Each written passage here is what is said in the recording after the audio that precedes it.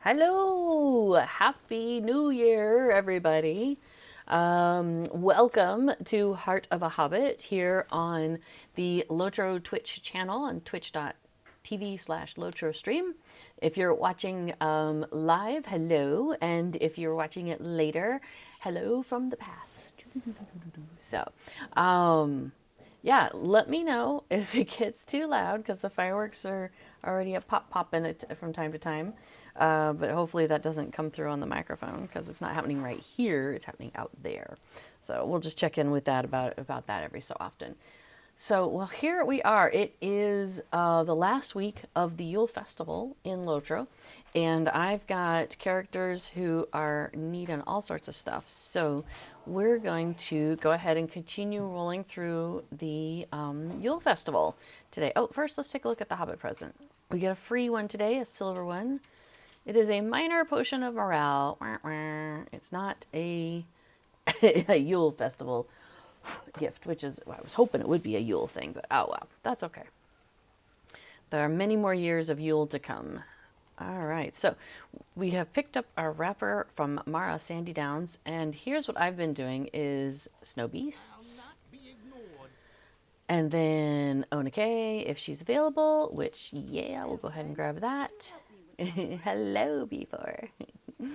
And then I'm going to go ahead and pick up the other quest. Now, I finished the Charitable Spirit Hidden Deed yesterday. So I'm not going to pick it up. I'm going to pick up other stuff, but I'm going to let that one lie. And in fact, I think what I want to do is I should be able to filter this quest on this character. Yes. So declining an auto-bestowed quest, you've declined an auto-bestowed quest.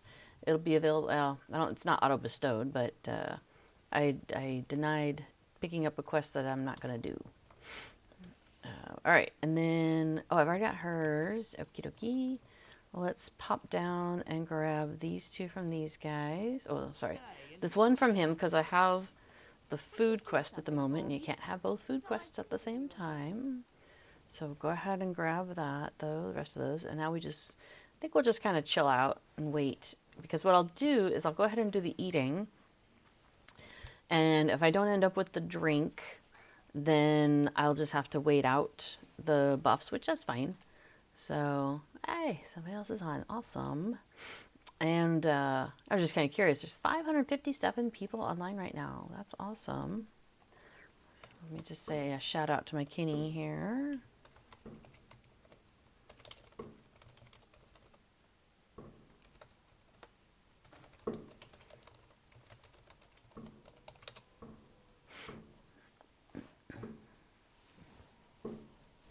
Okay, so 1 minute until the eating contest begins.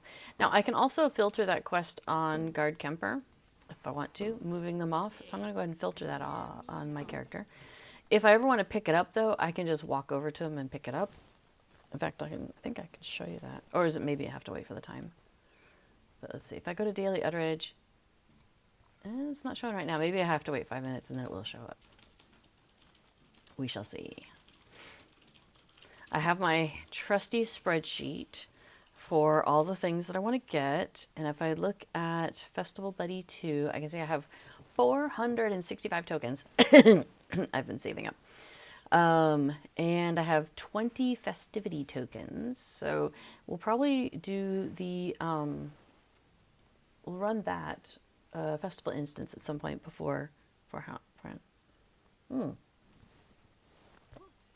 it says the fireworks are currently not very audible. Oh, hey, time to eat. I was gonna say, where are those mushrooms I saw? Yeah, let's grab some mushrooms. And we'll grab these mushrooms. I think I'm the only one doing this at this moment, as you may have guessed. So I can pick and choose without having to worry, without having to rush. Grab the eggs. And we'll try the mystery drink and see what happens. Nope, it's the bad. So we'll go ahead and do the other option. So basically what I do, especially if there's nobody else here, is if it went well, I would go ahead and continue her quest and go through the rest of the tables. It went badly, so I want to kill some time. I'd like to, about 4 minutes of time to be more specific. So I'm going to ride around and go ahead and do the other quests.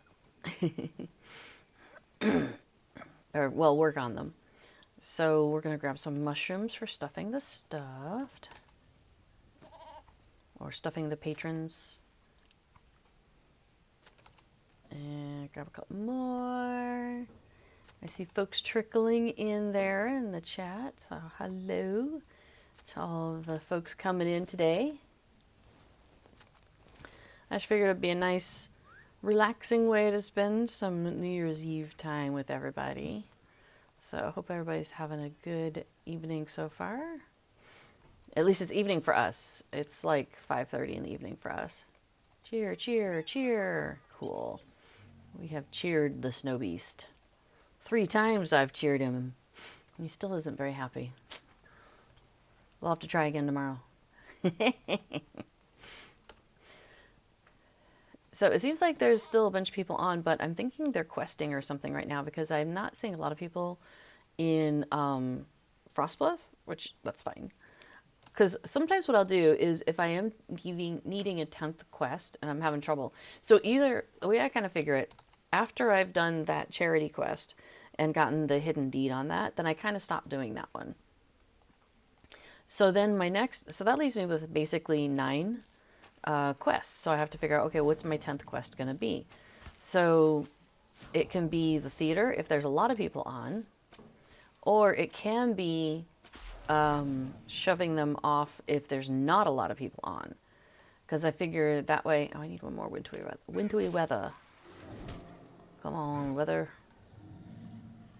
For some reason, my inductions are a lot longer than I remember, and I'm not sure what's going on.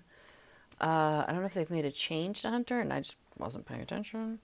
Or I need to change something on my legendary items because, to be fair, I don't think, yeah, I still have a lot of space on my legendaries. So that's kind of like a little oops on my part.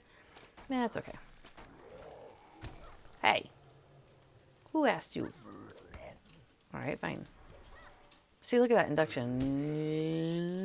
Waiting. It's very strange. I'm not sure why. It's not usually, I don't recall it being that long, so I'm not sure what's the scoop. So either they did something or I need to adjust something. Now, I think I'm running in blue line still, and I don't normally run blue. I usually run red. But I started running in blue for the maneuverability, and I just have never changed that with this character. Because I do enjoy being able to just run through here. How many am I at? That's 8 out of 9, so I need one more. Also, kind of enjoying Barrage. Barrage is kind of fun. And that comes out of blue, I'm pretty sure. Let's take a quick look at that. Yeah, I am running in blue line. So maybe there's something about inductions here. That would make sense. So before is saying that I should only have access to tier 1 traceries right now because I'm only level 54 and that's where we are on this server, on the Mordor server. He says, but it wouldn't surprise me if your main hunter over on Treebeard has some induction cooldowns, some induction cooldown tracery that this one doesn't. Yeah, that's possible. I just realized though, I've got 7 points I could be spending over here, so I probably should do that. Hey, is there one that's like, make your stuff go faster? Damage, add stuff, quick shot bonus focus application, no. Press onward. Faster on the pathfinding, which is nice. 100 damage over time. Using a skill that costs focus has a chance of removing the bow induction time of your next attack. Oh, let's do that. Let's see if that helps. And then rapid fire. Bow skills that cost focus to use no longer have a cost. Well, hot dang, that's a nice one. A difficult, oh, this one is 5% evade chance while you're moving. Yeah, sure, why not? Precision stance generates 1 focus per 4 seconds, and I'm in precision. I do like precision. So sure. Now, I've got 2 points, and that would mean I could get something out of my zone. Minus, oh. Reduces the inductions of attacks. I probably have that. Fast draw. All right. Well, I'll start putting some points into that going forward and see if that helps make me go faster. Because faster hunter is better hunter. Oh my gosh. The other day, I can't remember if it was on Mordor or Laurelin, but I think it was on Mordor. Yeah, I can't remember actually. But man, there was like tons of hunter hate in the chat. And I was like, over on World Chat, I was like, what is going on?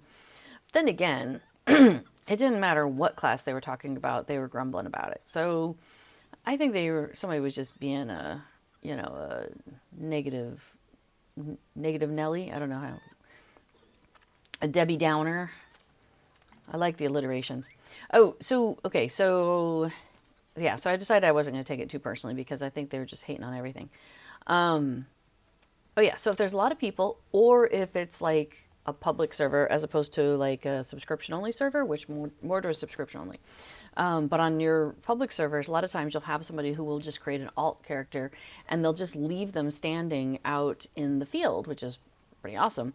And you can use them as a target for the snowball. But on the subscription, the legendary servers, that doesn't happen generally. So I generally am not doing that for my 10th. All right, so we'll go ahead and do this guy. Oh, hey, my buffs have run out by now, haven't they? I could go finish up the stuff I was doing for the eating contest. Let's go and work on that.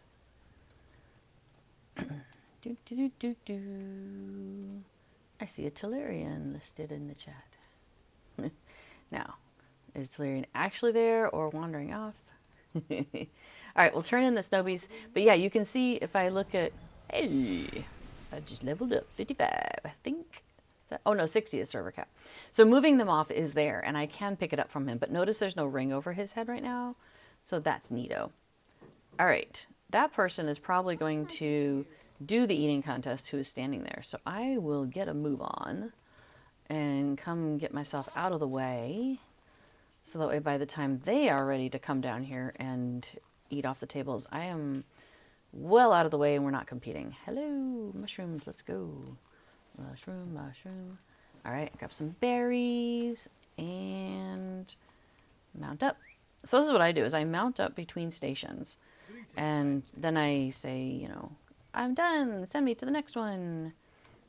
Oops, and berries. And berries, and berries. Oops, yeah, that's good. And mushrooms. And we'll do mushrooms. Cool. So I'll get back on my goat. I have 37 seconds. That's okay. I'm going to keep on rolling because I don't have a need to slow down. And I don't think any of my buffs are going to wear off between now and then the last table. So there's really no need to like pause. Because like if I had some of these stacking buffs that were going to run out, like the next one runs off in 2:53. Yeah. Yeah, it's like 2.5 minutes before I get one of these to disappear. So I might as well just keep on going. An extra 20 seconds isn't going to help. All right, we are done with this table. Send us on. Woohoo! All right, what we got here? We got some mushrooms. Hurrah. Oh, I was doing this yesterday and the table cleared right and I was in the middle of it. I was like, no. All right, let's go ahead and do the drink. It might clear it or it might give me a bad one. Give me a bad one, but that's okay. I'm not going anywhere too fast. I just need to finish this table and I need 2 things and they will be eggs. I'll just go ahead and do the eggs. Got 39 seconds. We're in great shape. Awesome. Ta-da. So now I can go pick up the tidying up quest and add that to my collection. We did the firewood, we can go ahead and turn that in. All right, now let's do some tidying. I think I have done the snowman quest. I'm running 3 characters. I have 5 characters on the server, and I'm running 3 of them through the festival. 2 of them because they have their legendary items, and I am working on this legendary item reward track. So every time they do a festival quest, it gives them legendary item experience. And I'm already up to box 22, which is fantastic. Very happy with that. Because, here, we'll take another look. So when you get to 25, that is the incomparable coffer of the cozy den. So it's like cozy furniture, and the furniture, some of it comes in clusters. So for example, there's a table and it comes with chairs. So I'm really curious to give that a try. Now it looks very much Umbarian, and I really want it for my Hobbit house. So we'll have to see if it, can I scrunch it down into the ground a little bit, or does it just need to go in a large space, and then it won't look quite as big? And it won't look quite so human-sized.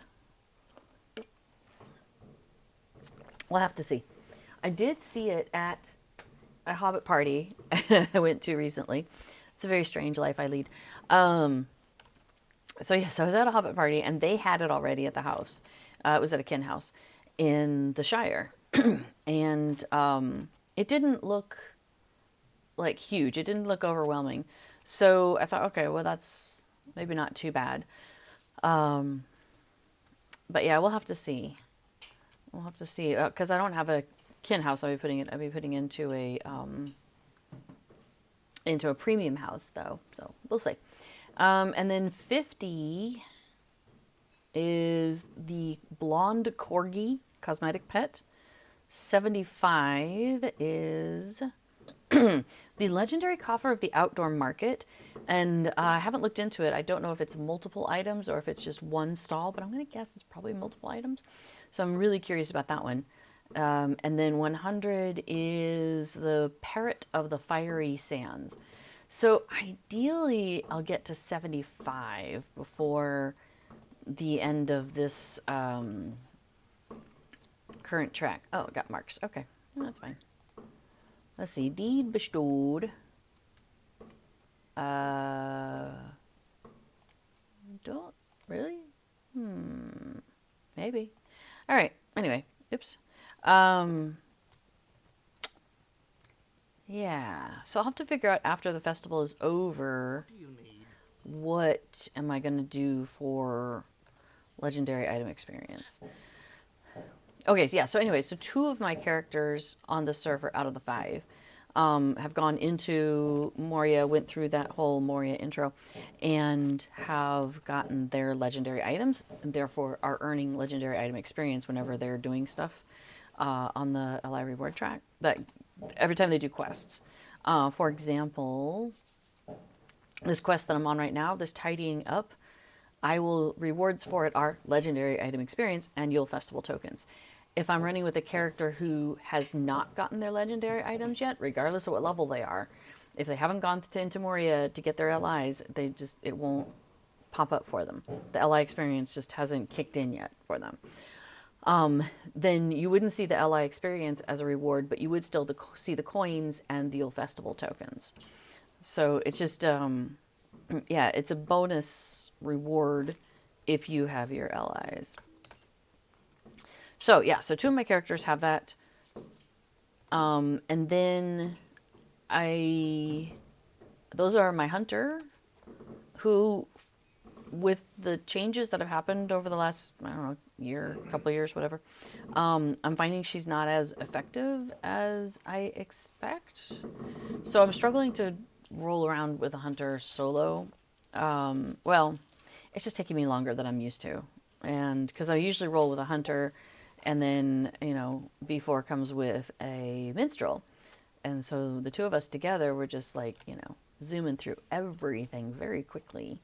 You know, she does the explodey stuff and takes out a bunch of stuff, and then I do the pew pew and you know, clean up the rest. So it's a really nice symbiosis that we have. Oh, I don't want to turn that into him yet. I want to do these first. So, yeah, so running solo on Hunter is like, it seems like it's taking me longer than I want it to. So over on Laurelin, when I'm trying to get legendary item experience and I'm running around by myself, I've actually been playing the minstrel. I have a minstrel over there, and so that has her allies. So I've been just grabbing her and using that. And that's worked out pretty good. So I'm thinking, well, maybe I should do the same thing here. Well, funny thing is, here you can see it getting ally experience and Yule Festival tokens. Same thing here, experience and tokens. The main character that I was playing when I wasn't playing the Hunter on here was a Mariner. And I found that the early levels were easy to do. Oh, I forgot to set off the fireworks. With the Mariner, I kind of cruised up to like level 50 with the Mariner. But after that, it's proving a little bit harder to play without knowing what I'm doing. I don't really know how to play a Mariner. And it's very melee oriented. I haven't figured out how to do much at a distance with her. So I have to like run up to things and then poke them, and then run up to the next thing and then poke it. Whereas I quite enjoy being able to just do things at a distance now. So trying to figure out, what to do here on Mordor. Well, as it turns out, I do have another character who's a minstrel. I did start a minstrel, and she is like level 26 or so. So I was like, hey, why don't I just run her through the festival also? Get her some, experience, because festival experience is really easy to get. And maybe I'll level her up to 50 or 45, take her through Moria, do the thing, get her stuff, and be earning experience with her as well. And then if I take her to max level on the server, when I want to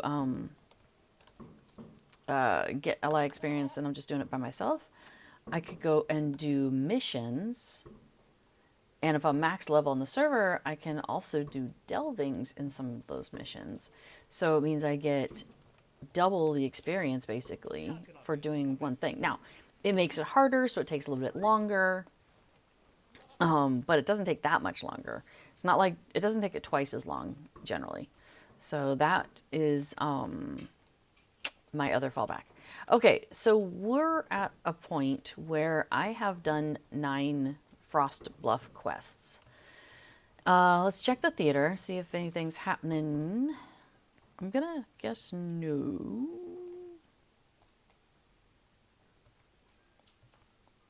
We'll wait and see what the curtains open. I'm gonna guess. So the way the festival, the theater works at the festival, if you're not familiar with this, is it's on a timer, and so every however many minutes, it rolls through the whole thing. And so what it'll do is the curtains will open after a play is done. The curtains will open, and the guy in charge, I think says he's the author, the screenwriter. Well, I guess it's not the author. Yeah, the playwright. He comes out and he's like, hey, we're having some trouble, and so we need some additional actors. And it rolls on a 3-minute timer, so it'll be like the show will start in 3 minutes. Here we go. So we have this guy here. The show will begin in 3 minutes. Okay. So, and don't throw rotten fruit. I'm not going to obey that command. So basically, what we're waiting for is in 3 minutes, and then in 2 minutes, and then in 1 minute. He'll keep announcing it. And then at the end of that 3 minutes, they'll grab 3 people out of the audience. And then they'll go backstage, and the guy will be like, hey, we're doing this instead of Ode to Old Blood Tusk. and we're doing this other show instead with people out of the audience, blah, blah, blah. So if it gets to this initial 3-minute timer and there are not 3 people out of the audience to pull, then they'll be like, sorry, the show's delayed. It'll be another 3 minutes. Basically because we're waiting to see if there'll be 3 people the next time the timer runs around.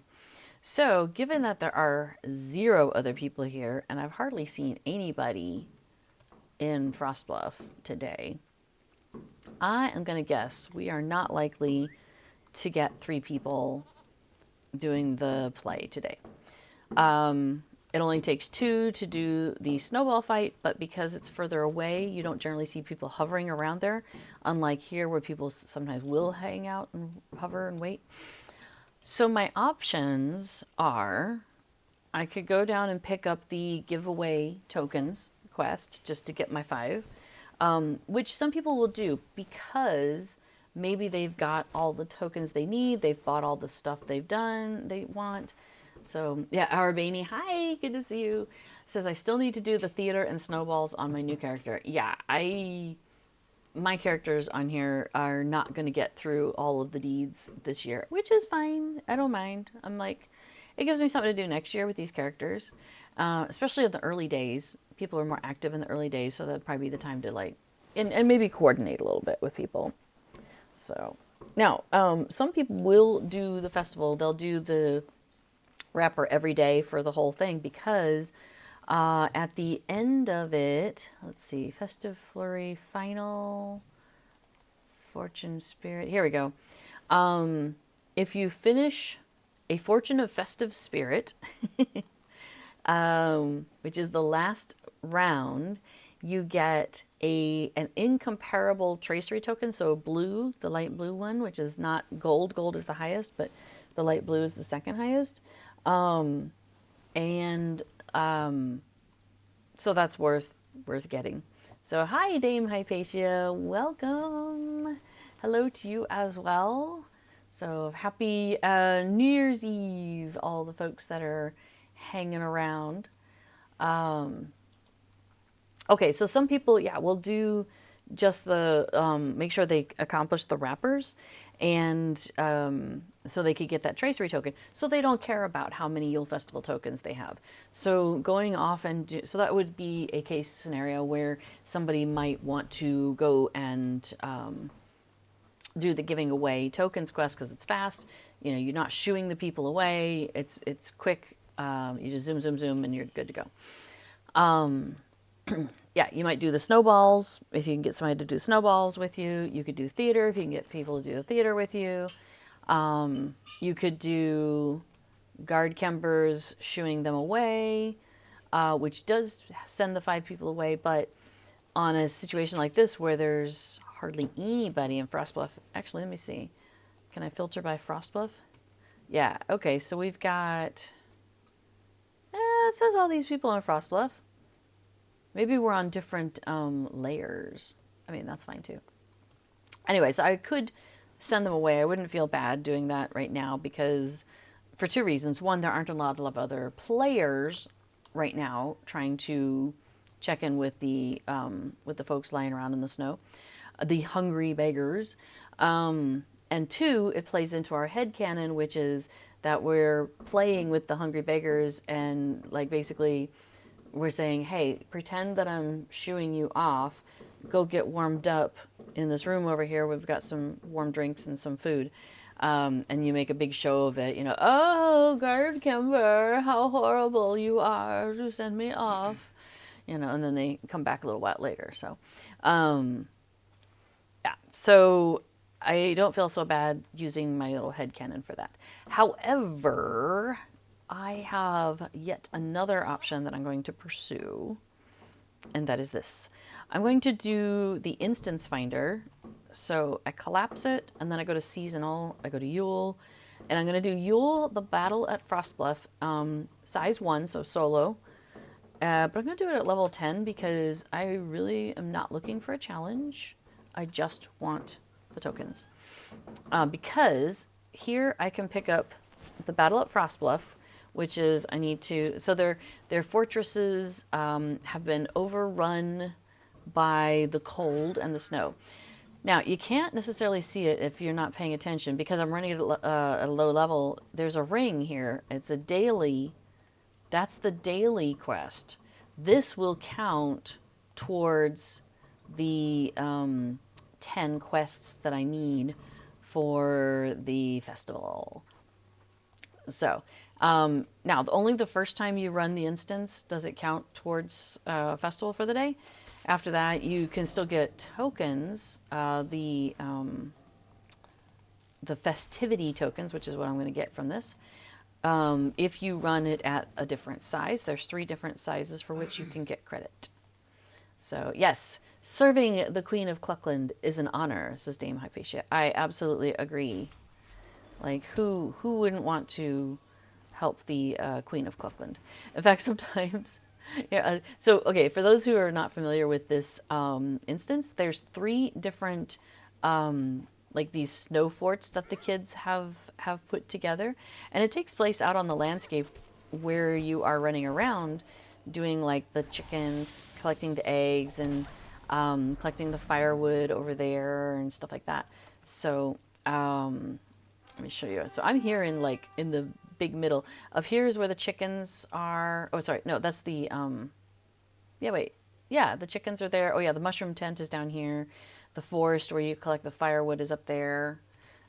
So we are actually reversing course slightly and going up to Cluckland, where the chickens are.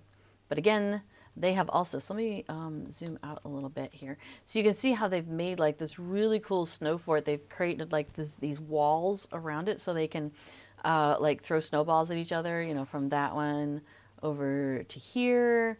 And then there's a third one over there on the lake. So unfortunately, as we say, a cold wind blows through Cluckland. So we have to go and clear out all these cold grims, and some of them look like snowmen, some of them look like little, oh, I guess they are snowmen also. Those guys are snowmen, they're just underground, or not underground, but yeah, they're, what is it, Z-axis is a little wacky, up and down axis, axis, not access. They are hard to access. So yeah, some of them look like, yeah, wisp, there you go. Some of them are wisps and some of them are grims. The grims look like little snowmen, so it's fun. And the wisps look like little lights. Oh, I could be running around. So I have my own grim, and sometimes I'll pull that out while I'm doing this. But I realized I kept trying to attack it, so that's less ideal. So I switched to keeping the rain cloud with me. That's kind of fun. All right, and then there should be 2 that appear down here by this entrance. Waiting, there we go. Now there's you get 2 encounters also, but I don't tend to do them because it's under level, so they won't count towards the deed. So the subjects of Cluckland show up. So there's the Queen of Cluckland. My Queen thanks you for saving Cluckland. And then I love these 3 different ones. You've got the, let's see, was it the Dorking? These are 3 of the different chickens that you can get. There's like 6 different carrying chickens you could get. And also the same chickens you can get as cosmetic pets. And you can also get the same chickens as hats. You could have a nest, and the chicken sits in the nest on your head. So these are 3 out of those. There's the orange, yeah, I forget the names of them. But yeah, so there's 3 different ones, and I love they just kind of like make a little dancing, they're just dancing around the fire, doing their little chicken thing. Happy little chickens. And then yes, the Queen of Cluckland here with her little crown. There you go. It's pretty awesome.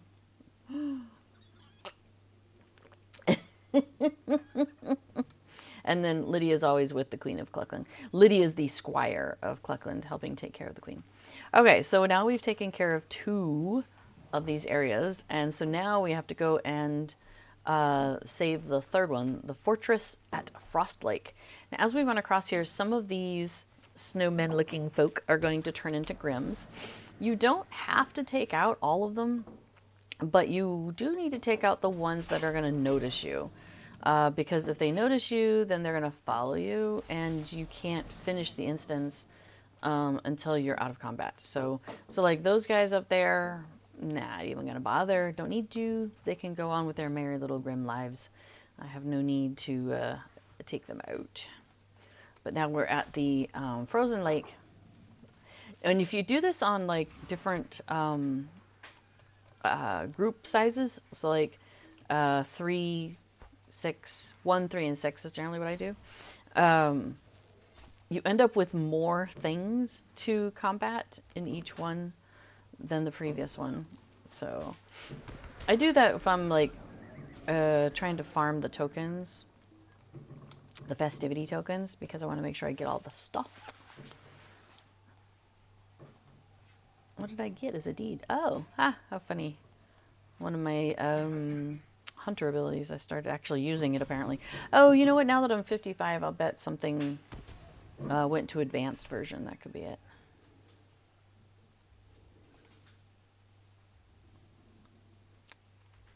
Alright, so I'm just kind of waiting around. There they are. Hello.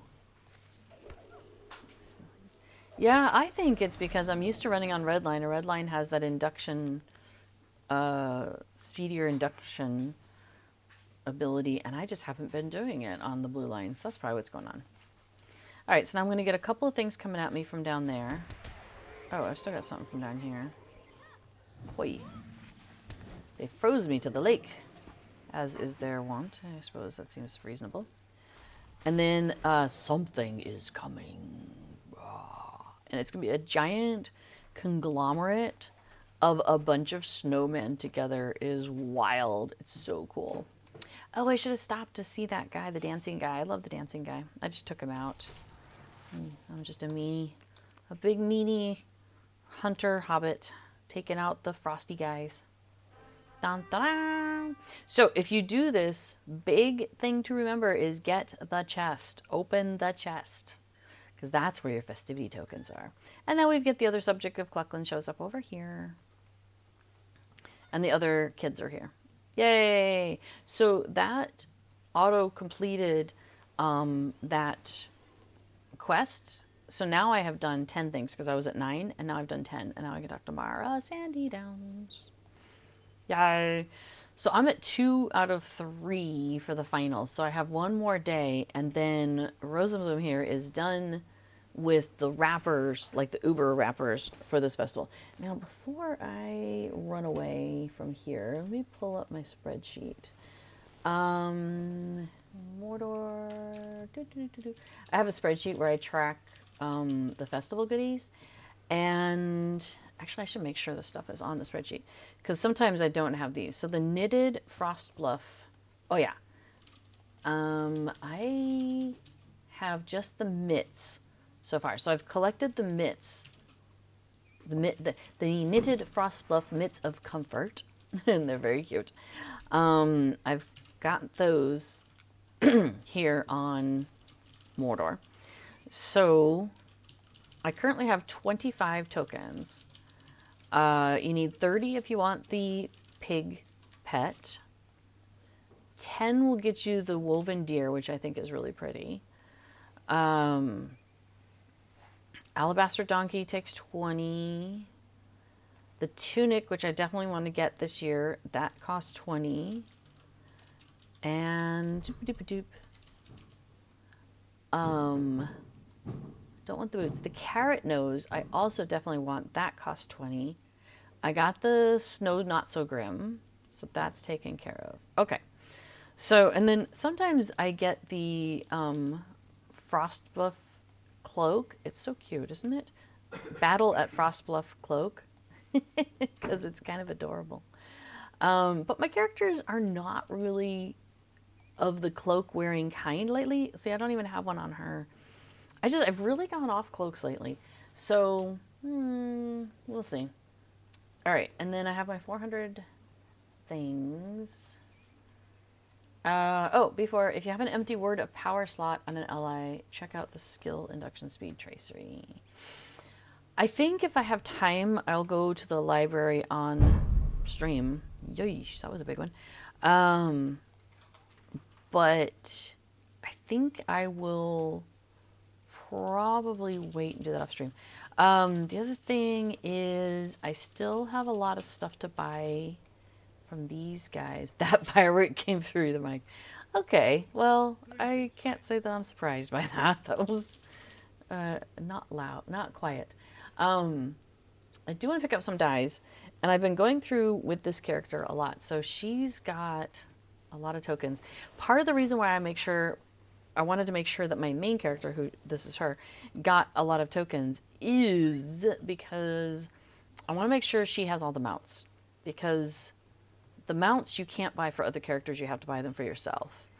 So I thought, okay, let's make sure she has all the mounts. And she does not. Okay, I got the Yule Gala steed. I got the Shire Holly steed.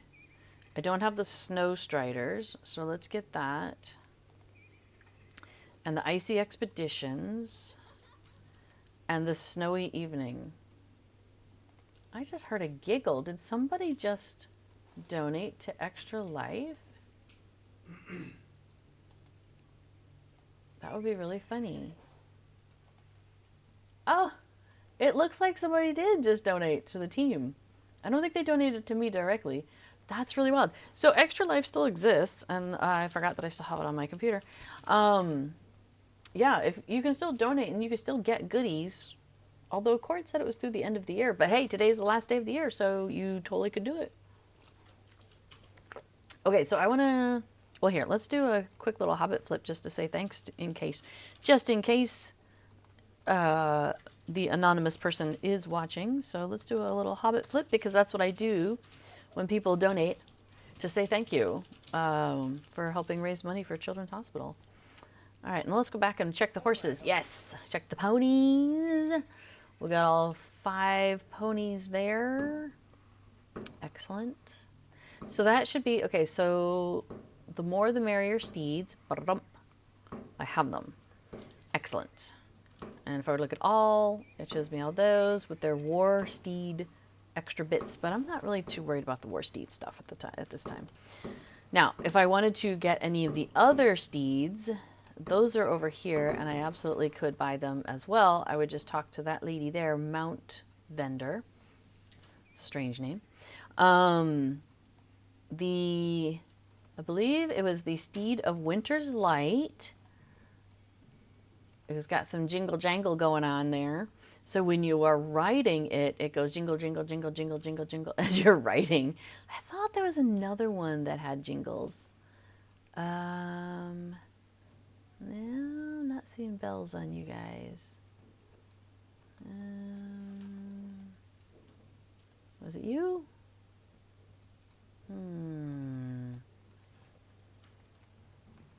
Was it you? Looking at these horses. Was it you? Was it you? Might have been this guy. Although I don't see bells on him. Anyway, it's kind of fun to be riding around and your mount is just going jingle, jingle, jingle, jingle, jingle. Well, I thought there was a silvery white one that had it, not just the golden one here, which is the Steed of Winter's Light. But that one's fun. But those all cost mithril coins. And I know you can only get them during the festival. I understand that. But I am not going to pursue that at this moment. Oh, but before I forget, I do want to check on my die situation. So let's open up my shared storage and pull out the die carry-all and look at the die selection. Okay, so right now we have the Moria silver dies and the Belaguer blue dies are available for festival tokens. Do I have any of that yet? So let's check. So BE, that looks like a no. Blue, nope, just the Evendom, and not the Moria. Nope. Okay, so I haven't gotten any of those yet. So I think I'll go ahead and grab a 6-pack of each. Now, they're not bound, so I could be doing this with any of my characters. It's just that I've gone ahead and spent a lot of the tokens off of my other characters already, so I wanted to make sure that everybody gets a chance to do stuff. Let's see, and we'll put that back because we will switch over to another character here in just a minute. Oh, hey, this is fun. I did get a couple of Yule gifts that I haven't opened yet. So I have a crafting scroll plus the silver winter gift brazier. So that's the large golden brazier, a large golden brazier on a small stone pedestal. You can use it as furniture or a yard. And then the other one is silver winter gift dwarf candle bauble. So let's pull up. So there's this collections panel, which you're probably familiar with, where you could see your pets and your mounts and your emotes. Oh, and the travel and the stable masters that you've unlocked, or that you've met. It shows you which ones you've met, which ones you haven't. There's also 2 new tabs as of a couple updates ago. One is the birding tab, and then the other one is this one's super new, and this is the baubles. Yeah, before it says, I think the Steed of Winter's Light is a jangly one. It is. It definitely is. I know it is. I have in my mind for some reason, I'm thinking that there's another one that also goes jingle jingle that is more of a silvery or white color.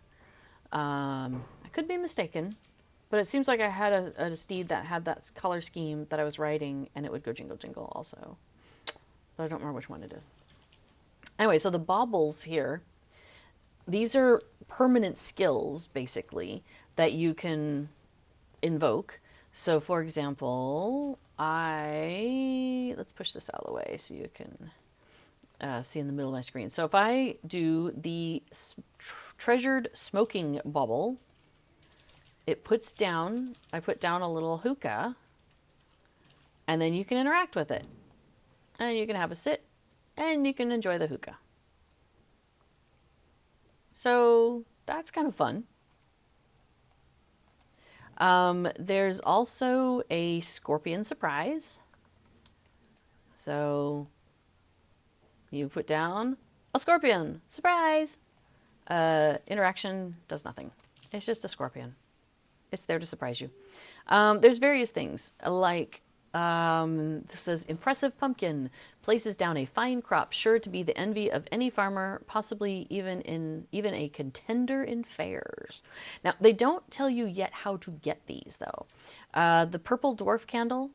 So now I just set it out, and ta-da! It's the dwarf candle. So it sends up a little ray of light in the purple hue up to the sky.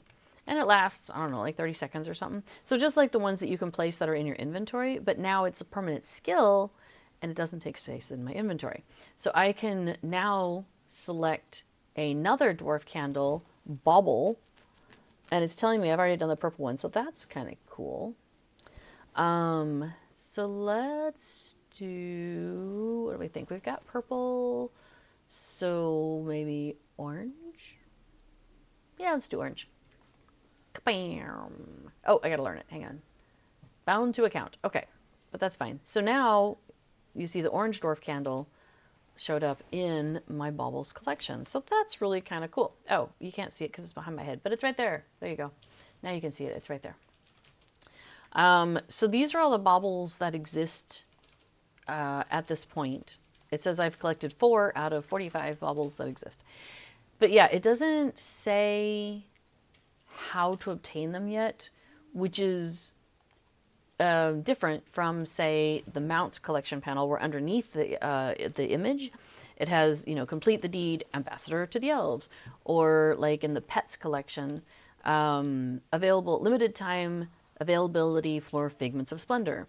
So I am guessing that in the future we're going to have the words here and then an image here, and then below that probably a little description on how to get it.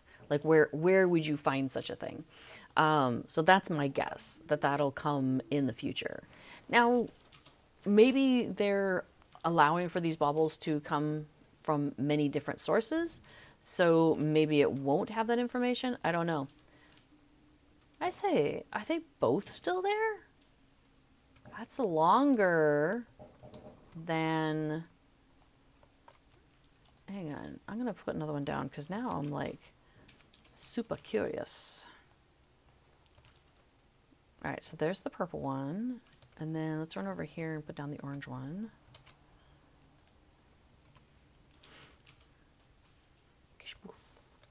Okay, so I'm really curious how long. Okay, wait, did this one just go away? Ah, no. There's still 2 purples and 2 oranges there. These last way longer than the ones you take out of your pocket. Oh, that makes me really happy. I'm going to kind of hang around here for a minute. There we go. One just went away. Okay. So the reason I was like, I'm going to hang around here because I want to go back in the video and I'm going to check the timestamps because now I'm curious how long are these lasting? That is fantastic. Oh my gosh, that is awesome. Because, okay, here, I'll just, as an example, do I have one on me? I probably have it in my shared storage. Under parties. Oh, maybe I haven't gotten any on this server. Dwarf. No, I haven't. Okay. I haven't gotten any on the server. That's totally fine. The duration on the skill says 3 minutes. Oh, thanks, Stormy Dirks.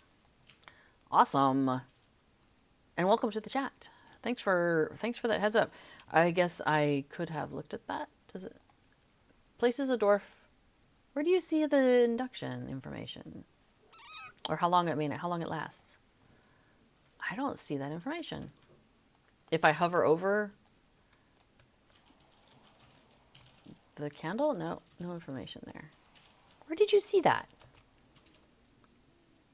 Perhaps Storm Rider X. Oh. That makes more sense. Thanks, hon. On your skill, in your skill bar. Oh, hey, I put it there.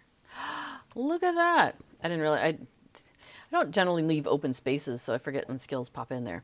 Yeah, okay, so it says induction 3 seconds, places an orange dwarf candle, duration 3 minutes, cooldown 30 seconds. So I could just plop these things down all over the place. That's cool. 3 minutes is way better. You know why 3 minutes is great? Because that's how long a dance tends to last. And so that's about how long most songs tend to last when people are playing music. So 3 minutes is a perfect time. Yes, Storm Rider. Okay, thanks. All right, well, we're going to swap around. Yeah, we'll switch over and bring on my other character who has the legendary items, so we can keep making progress on that.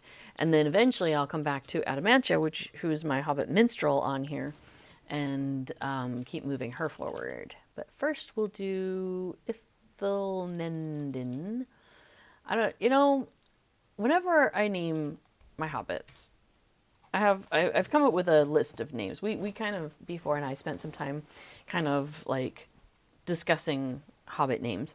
And so basically most of our hobbits, because we have a bunch of hobbit alts that we use for playing music, if we're doing a band thing, or if we're playing hobnanigans, sometimes it's nice to have a whole field worth of hobbits, especially if there's nobody else around. You know, it's nice to be able to have enough players to field a game. I mean, you can do the jump out, jump in, jump out, jump in, but, you know, or you could just have a bunch of alt accounts. So we were deciding how to name all of our collective hobbits. And let's see, how soon is this? I swear the hover over is different. Okay, I've got an hour. We'll go to Calendim. Oh, no, we won't. Hold on, we gotta go talk to Wenda. Anyway, most of the hobbits are named like for minerals, gemstones, that kind of thing, or for flowers, or other things that grow. Flowers, herbs, that kind of thing. So fennel, but we do it in Dutch. We've named them all using the Dutch versions of these words. But things like fennel or adamant, or yeah, various things like that. So the yeah, so the hobbits are all jamming with these cute names, named after things in nature. All right, so check this out. This character is the mariner. And so mariners get skills where they can take themselves and their party, apparently, nearby fellows. A couple of places they get it just like the hunters. And then I think after that you have to maybe do stuff. I don't know. I haven't really looked into it. But I can go to Calendum, which is one of the 4 starter places. Not Bree. It doesn't send me to Bree. That's okay. But this is just about as good because whenever there's a festival going on, like, oh, I guess I could have talked to Wendy right there too.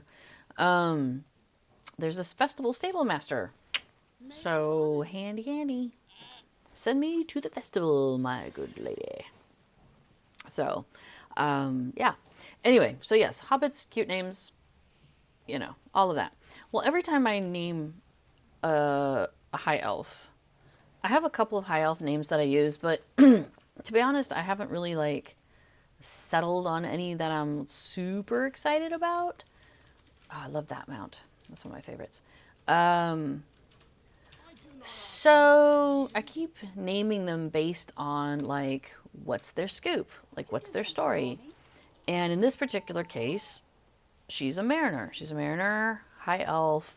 So I wanted something that, oh, you know what? I have to check.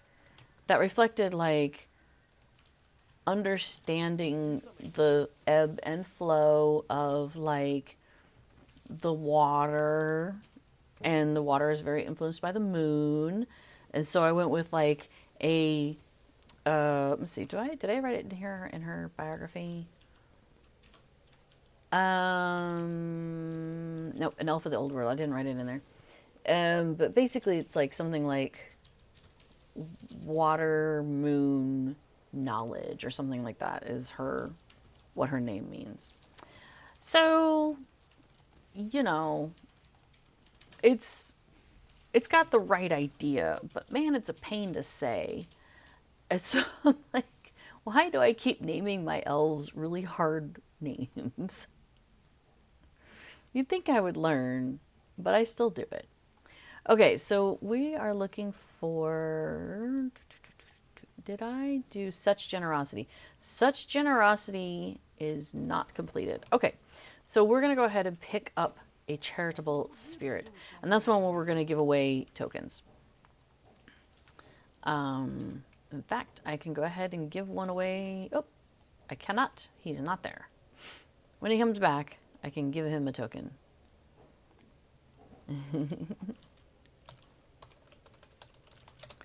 So, oops. I can't type. All right, this guy you got to get on really fast because there's usually a bunch of people here waiting because somebody will send him away, and then everybody's waiting for him to come back.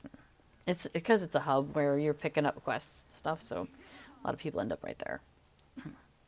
All right, let's just eat a bunch of stuff. So 1, 2, 3. Working on it. All right.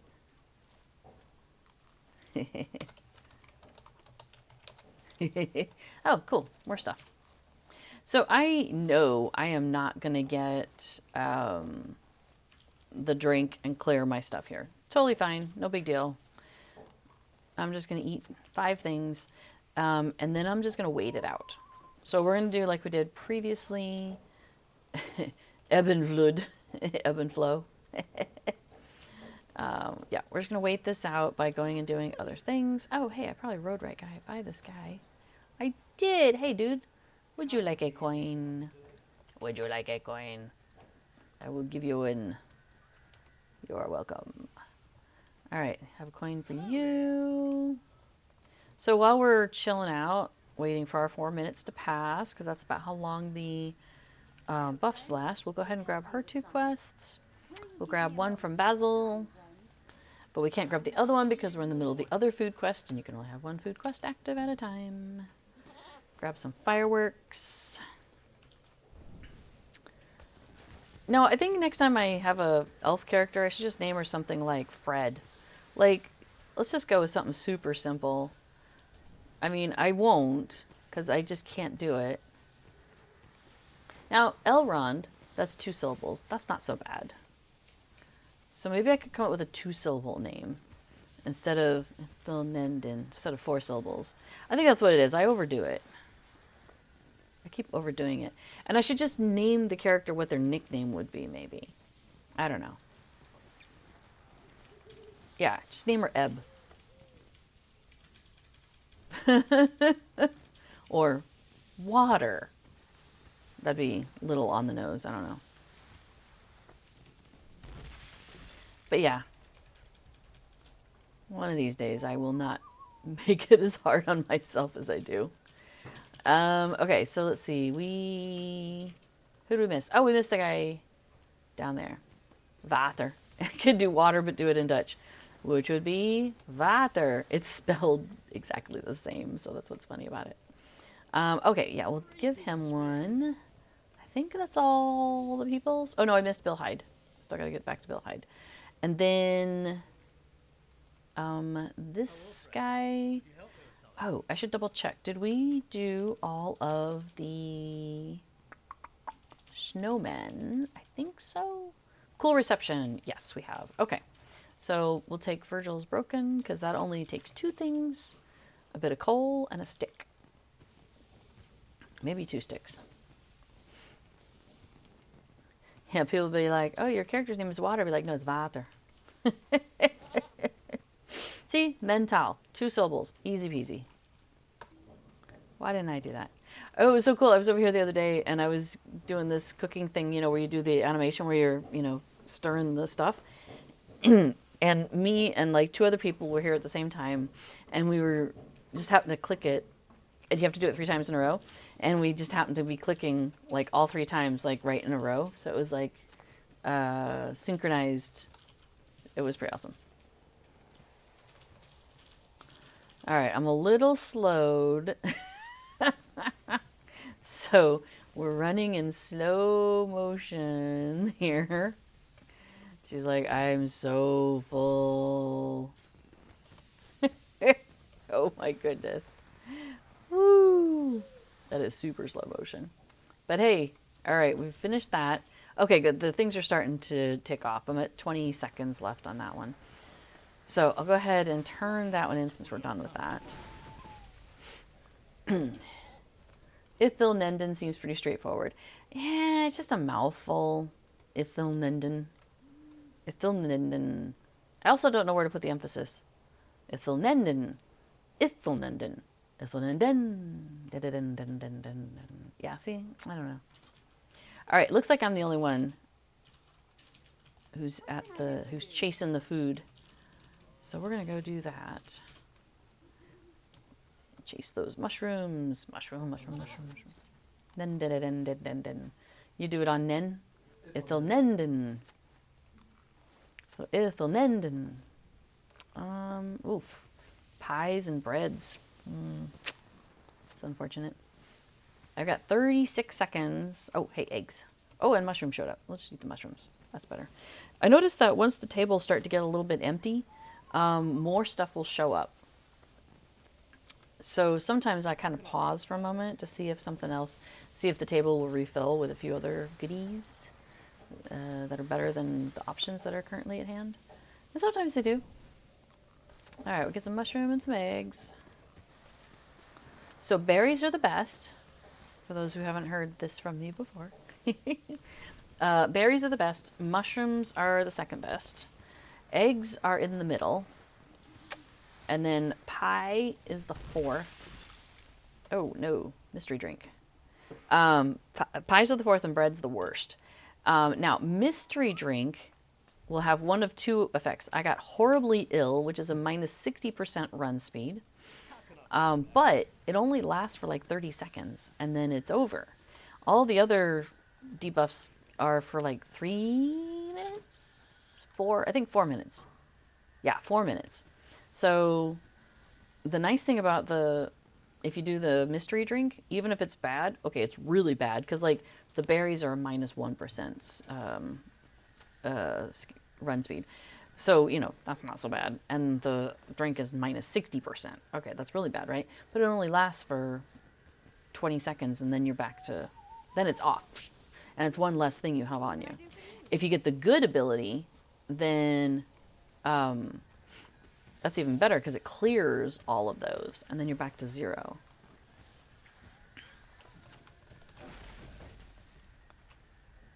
Oops. There we go. Nope. Out. There we go. Okay. Or I could just call her Ithel. It's old Ithel here. All right, that's number 4. I could do a pie. It's right in front of me. Keeps me right here by Ian. Handy. Because then as I finish, we're watching this bar. Click on him. Kabam. And it clears everything anyway, so that's fine for the end. It's just during, you know, how bad is it? This is Elrond, or L for short. I mean, yeah. All right, now I do the tidying up.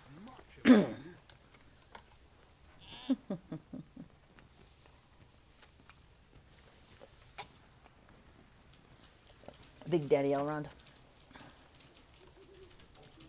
So, anybody have anything going on for New Year's Eve or New Year's Day? As they, so here's a fun thing, by the way. So we live in the Netherlands. That's not the fun thing I was going to mention, but it is a fun thing. I do enjoy living in the Netherlands. It's pretty awesome. But this is Old Year, Oudjaar, and tomorrow is New Year. You know, it's the beginning of the new year. So so in English, like we think of the day before as the eve of the following day. You know, Christmas Eve is the day before you hit the thing itself. You know, Christmas is the next day. So New Year's Eve is what the day before, and the following day you hit New Year. Well, that's not how it is in Dutch. So if you say New Year's Eve here, they think you're talking about the 1st of January. So if you're like, hey, we want to do a get-together for New Year's Eve, they think you're talking about the evening of January 1st. So that's a fun little thing that can catch you out. What can I do for you? Yeah. So if you're ever hanging around with Dutch people, just be prepared for that potential confusion. Because we did run into that, I think our first year when we were here. We'd only been here like 5 months or something like that. And that was it was like a who's on first kind of routine. It was pretty funny. In German, Dame Hypatia says, we have a totally different name for December 31st, Sylvester. That's funny. And then, like, I think of the cat, you know, from the cartoons. So, okay, so where do you know the etymology of that? Like, where does it come from? Why is it called Sylvester? Because now I'm really curious. I mean, because, okay, so the reason I'm asking more questions is a lot of times I've noticed that German words and Dutch words or German words and English words will have some overlap, but that doesn't remind me of anything in either of the other 2 languages. So I'm curious, where did that come from? Maybe you know, maybe you don't. It's okay. Saint Sylvester Day. Oh, okay, that makes some more sense. Oh, okay, I've collected all the bad stuff. Let's go do a round of gathering. I think we'll do counterclockwise. So we'll start with the mushrooms and work our way around. So yeah, okay, that makes sense. Name it after a saint, Saint's Day. It's either he was died or he was born on that day. Oh, the feast day of that saint falls on December 31st. Okay. Well, that makes sense. So it's not named after like a town or or an action, a verb, anything like that's named after a person. See, that does eliminate a bunch of confusion because you're like, Sylvester, like it's a thing. Like you're not going to confuse that with anything, I don't think. Let's see. B4 says New Year's evening is a clear reading if you're not expecting your holidays to begin at sundown the day before. Well, sure. Well, that's just how things roll in English, and that's what I'm used to. That's how that's the culture I came up in. So that's and when I did live in England for a couple years, and I don't recall it being any different there. New Year's Eve, Christmas Eve, that whole shebang, same words for the same meaning.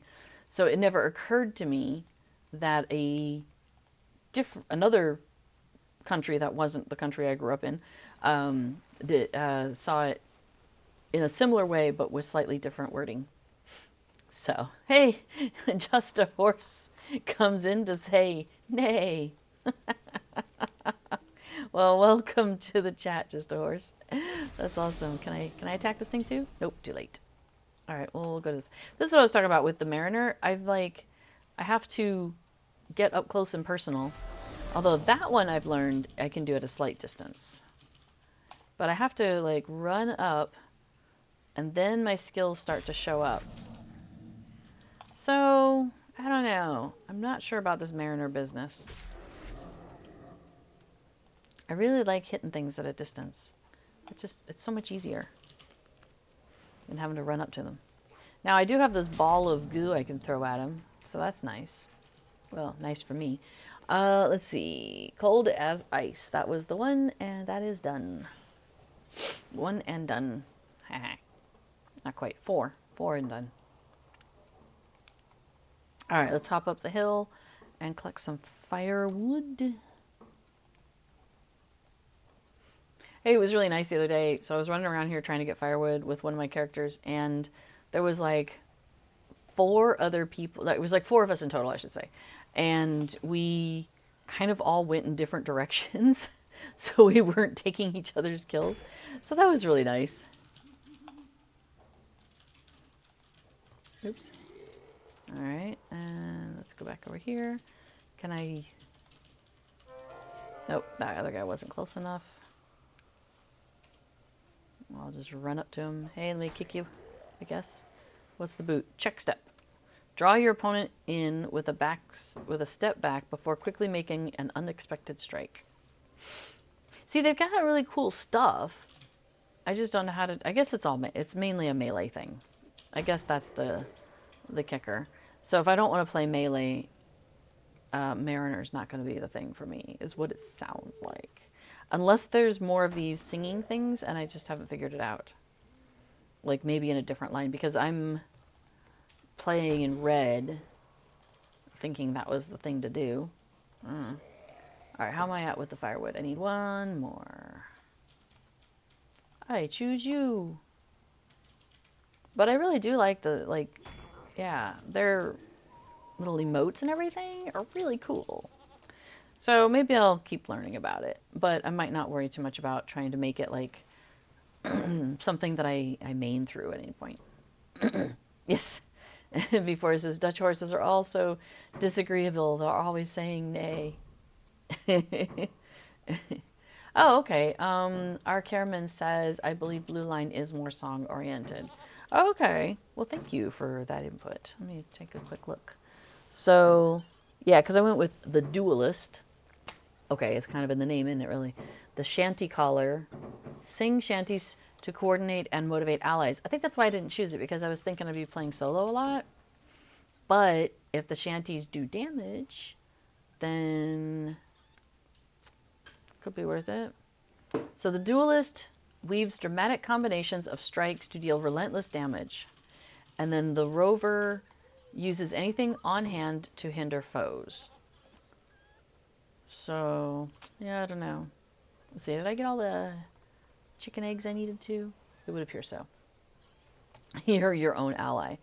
I mean, maybe. Okay, I don't see anybody out in the field. Oh, I do need a stick. Well, we'll do a little bit closer up to the actual snowman piles. I guess this one's close. That'll work. Oh, I think I moved all my scarves. I was going to put a little scarf on. I'm feeling a little chilly again. It's got a little chilly. I mean, it's winter time. It should be. But I've been enjoying not so cold times. So I'm just not a big a fan of the cold. I don't miss... So I used to live in Colorado. I used to get snow all the time. You go out and build snowman and it melts the next day anyway. So, but if you get a bigger storm, you want to get out there and be like shoveling and stuff. And you want to get it shoveled before, like in the walkway, before people stamp it down and then it turns into ice the next day and that kind of thing. Let me turn in the daily. What do we get? What do we get? Oh, I have a bunch of these to open. I should open these sacks of presents she's got for me. Marks and Yule Festival tokens. And what was the last one? Spiral Horned Snow Beast Cloak. Ooh. Who doesn't love a Spiral Horned Snow Beast Cloak?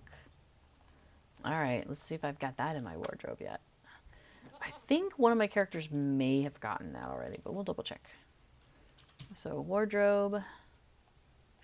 Yeah, it's already in my wardrobe. Okay. Well, still. That's good. Oh.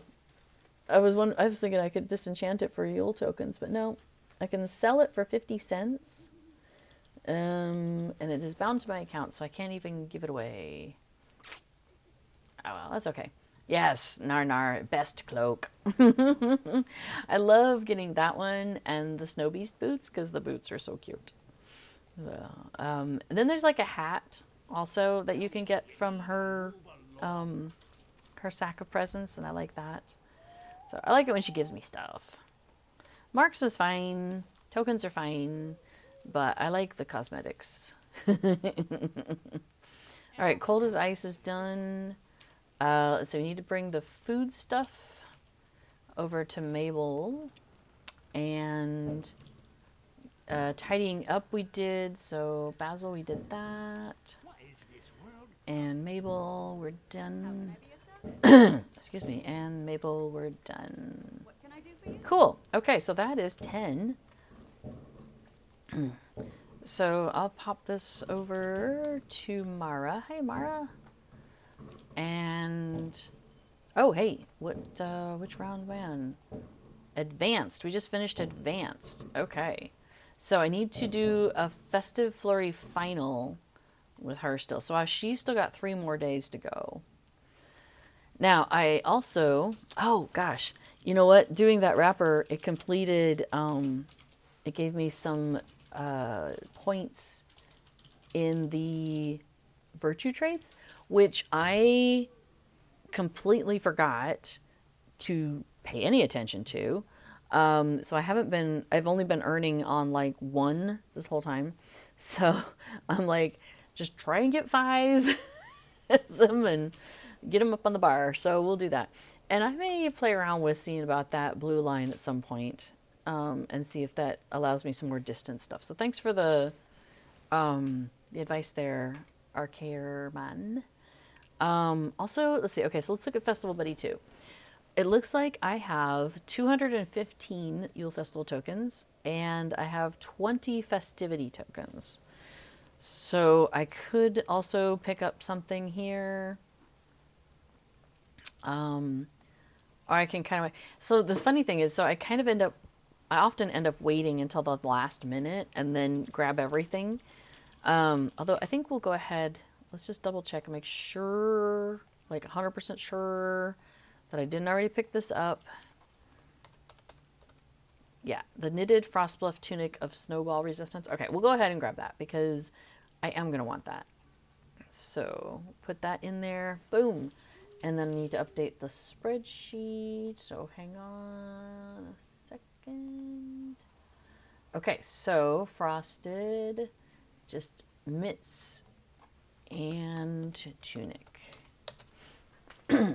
So I still have the hat to get, the cap, but it can wait. It's probably my least favorite of the pieces. I have realized that when I do dress characters in these items, so there's the tunic and the cap and the gloves. Okay. So when I dress my characters in these particular items, the tunic, I love it because it looks knitted and it's got like all these brown accents. And so even if you change the color of the outfit, the brown accents stay and they seem to go well with everything. And the kind of knitted definition still looks really good. The mitts are super cute with their little snowflake on the back. And so I really like the mitts too. But the hat just doesn't really fit my style. If I'm going to wear a hat, so outfit, head, it's more likely to be a circlet, so something like that, because I pick a cool hairstyle for my characters, and then I don't necessarily want to cover up the hairstyle, because like if you wear a hat, like the extravagant festival hat, it changes the hairstyle to whatever that hat's hairstyle is, basically. And like that's fine unless that's not what I want, you know what I mean? So whereas if you do like a crown or a circlet, it keeps the hairstyle. See, like this is the hat of the river folk. It's cute, super cute, but again, I've lost my hairstyle. Same thing with the straw sun hat with ribbon is one of my favorites. I wear that. My characters wear that a lot, especially my Hobbit characters in the summertime. Whimsical cap is kind of weird, but it's cute. The wintry Yule cap I like, and it dyes up really interesting. But again, it takes away the hair. So I just like the mask is cute. That's the newest one that we just got. So yeah, I tend to stick with the crowns and the circlets these days. So I've decided that I'm probably not going to bother getting the Frost Bluff, the knitted cozy Frost Bluff cap. I'm probably just not going to bother. And yeah, just going to let it be. So Dame Hypatia says, I use the knitted outfit in white with the long scarf in blue. Yeah. Are you talking about... Let me pull the wardrobe back up. Narnar asks, any thoughts on a future cosmetic collection system we can unlock, pull from just to ease the storage burden for gear that we just save for outfits? Oh my gosh, I have many thoughts on this. But Narnar, I don't work for SSG, so my thoughts are only my own and a wishful thinking. But hang on, I think, is it shoulders or is it back? I guess it's back, although I do love the whimsical mantle. That's a good one. Hang on, let me pull up back items. Because I think I've got it. Yeah, oh no. Okay, so I like the Autumn Traveler, by the way. That one's really nice. But I think the one you're talking about is the Snow Strider's mantle. This guy? Is that the one you're talking about, Dame Hypatia? Because this one's lovely. And it goes really nice with that other mantle. Just, pointing that out. And then you can do these in a lot of really fun colors. So like, what did you do? Oh, you do the long scarf in blue. So let me put it in lots of navy. Fine. And shoulders, put that in a navy too. See how that looks. So those two dye up really nicely together. Actually, and they look kind of seamless. So, oh, anyway, okay. So, yeah, Before and I are of a similar opinion on this, and I have spoken about this for a couple of years now, that basically I would love to see, I should say we would love to see, and I think we're not the only people who are of this opinion also. It is a shared opinion among many people. Would love to see the cosmetics be a collections panel like this. Now, Before has a whole idea about like if it was a whole separate collections panel, so it wouldn't open up with this, it would be its own thing. But yeah, they could have like separate tabs for each different equipment type. And then each time you acquire, okay, so this is what before is saying, is you could have a separate tabs for each equipment type. And then each time you acquire an item with a cosmetic that you don't already have, you just unlock it for future use. Yeah. And I would love it if basically like, so okay, let's see, if I had like Ashen Eagle and it would say here, here's where you can acquire this particular look. So then I would have like this one, and then underneath it would have like all the different dyes. And so when you apply a dye to it, it basically just unlocks it in here. So there's no like additional anything on the server. You're not putting additional things into a thing. You're just unlocking stuff that already exists. And I have to imagine that that would take less, provide less of a burden on the servers than the existing system. So I would love to see them make a transition to something like that. Yeah, Ark Airman says that's how WoW does it. Once you get a piece of gear, the look is just unlocked in a gear encyclopedia that you get forever. It's a pipe dream for Lotro. No kidding. Maybe someday. Yes, I know, right? So, so I say this often on my stream. Now, I don't know if any of the SSG folks actually watch my stream like in full. Like they know I stream, obviously. I'm on their channel. But I don't think like Cord puts me on in the background when he's like vacuuming the house or anything like that. Like, so I don't, I imagine that they do not like sit around and listen to what I have to say as like a great of an opinion as I obviously have on what they should do with their game. But yes, I would love to see a collections panel done up in that, done up for the wardrobe. So that way they could just move away from this whole having to worry about how the wardrobe consumes all the processing and all the things like that. Now Gsper says, I think it's a lot of work to do that. There are so many cosmetics. I mean, absolutely. There are, I was going to say hundreds, but I have to imagine thousands of cosmetics now that I think about it. Because there's so many different things you can get in landscape for like doing quests and things like that. And there's been definitely times when I have put a lot of that stuff in to my wardrobe because there's some cool stuff you can get on landscape.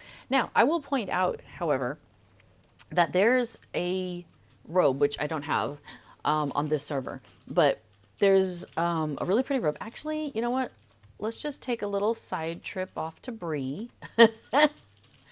And we'll go over to Lalia's Market, which I don't have on this character, the travel to Lalia's Market directly. So we'll just go to Westbury. It's fine. Yeah, before it says they've added 2 new things to the collections panel recently, as we're talking about, the 2 new tabs, and it wouldn't surprise me if they keep using it. Before it says downside, how do you compensate people who unlocked wardrobe spaces if there are no limits in the new system? Or if there are limits in the new system, do you get a pop-up saying, do you want to consume one of your limited wardrobe spaces with this look? Oof. Okay, I would love to be able to tag wardrobe things in some fashion. So maybe that could be the paid portion of it. So like if I could say, like name an outfit and then put the pieces, like be like, and that outfit includes this piece and this piece and this piece and these, this in this color and this one in this color and this one in this color. And then I wouldn't have to keep a spreadsheet of all my different outfits that I like to wear. And I could just be like, and if it was account wide, that information, that'd be amazing. Because then I could just be like, go to when I want to be like, hey, I want, it's springtime. I want my hobbits to be wearing my spring outfit. And then I just go into my thing and I click the thing and it says spring outfit, boom. That'd be really cool. This isn't the one though. Hang on. Let me just find the one I'm looking for. But, so anyway, so yes, I know we could talk about this all day, but I think that would be really amazing to have a system like that. As Deesper mentioned, WoW has that already. Like, it's a possibility. Or Eric Harriman also mentions that. So yeah, I mean, it's I understand that it would be a lot of work behind the scenes, but I still think it'd be really, really cool to have it transitioned into a way where then you could see all of the different things that exist also, rather than going to the Lotro wiki, which doesn't always have everything. And like, I think Fibro Jedi has, some stuff up. And it's like, there's all these different external people. There was like Lotro Wardrobe or LotroCosmetics.com for a long time, but now that's out of date. I mean, so it's just having it natively in the game would be fantastic. So yeah, I think that'd be really cool. Let's see, B4 says I've dug into making a Cosmetics Explorer plugin showing how many sources there are for a given cosmetic, and some of them are used dozens of times. Our Caravan says, for all of its issues, Lotro Cosmetic Systems is light years better than FF14. I love that game, but its cosmetic system is a nightmare. I am definitely spoiled with the cosmetic system on Lotro as it exists, with the amount of options that I have. And like, I can set up, 8 different cosmetic outfits for this character, for each of my characters. So if I don't want to change my character's outfit more than 8 times in a given year, I can just be like, oh, okay, this is her spring outfit. Oh, okay, this is her, oh, that's actually her spring and summer outfit. This is more her fall outfit. This is something I just threw together because I thought it was cute. This is another, I mean, like, so I can have this character I haven't kitted out quite as much, but I could have the different outfits and I could just scroll through them. And I really do appreciate that. It is a little bit of a bummer. It doesn't tell me what color I've dyed things when you hover over it.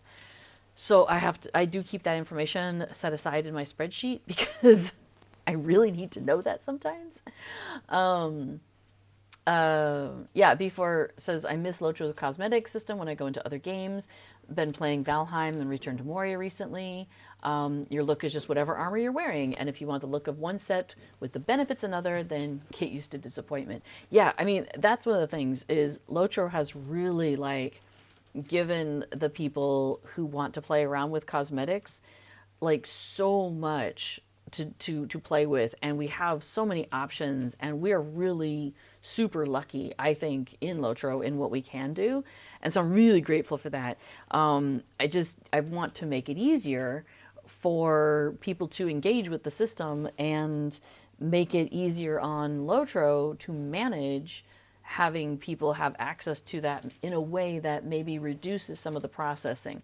Now, would that Lotro encyclopedia, as somebody mentioned, the cosmetics encyclopedia, would that make it worse?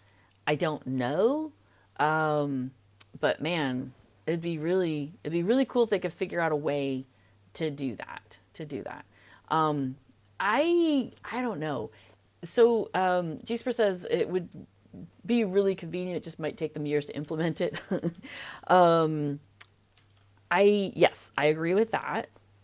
However, I have noticed that every so often they'll say something like, hey, we're doing X, Y, or Z, like the new birding hobby.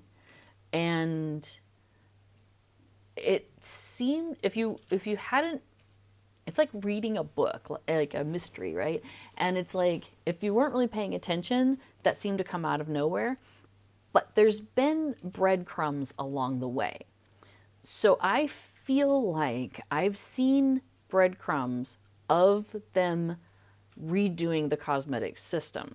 Now, sometimes that could just be, though, somebody noodling on something, trying it out, as they say, let me cook on it.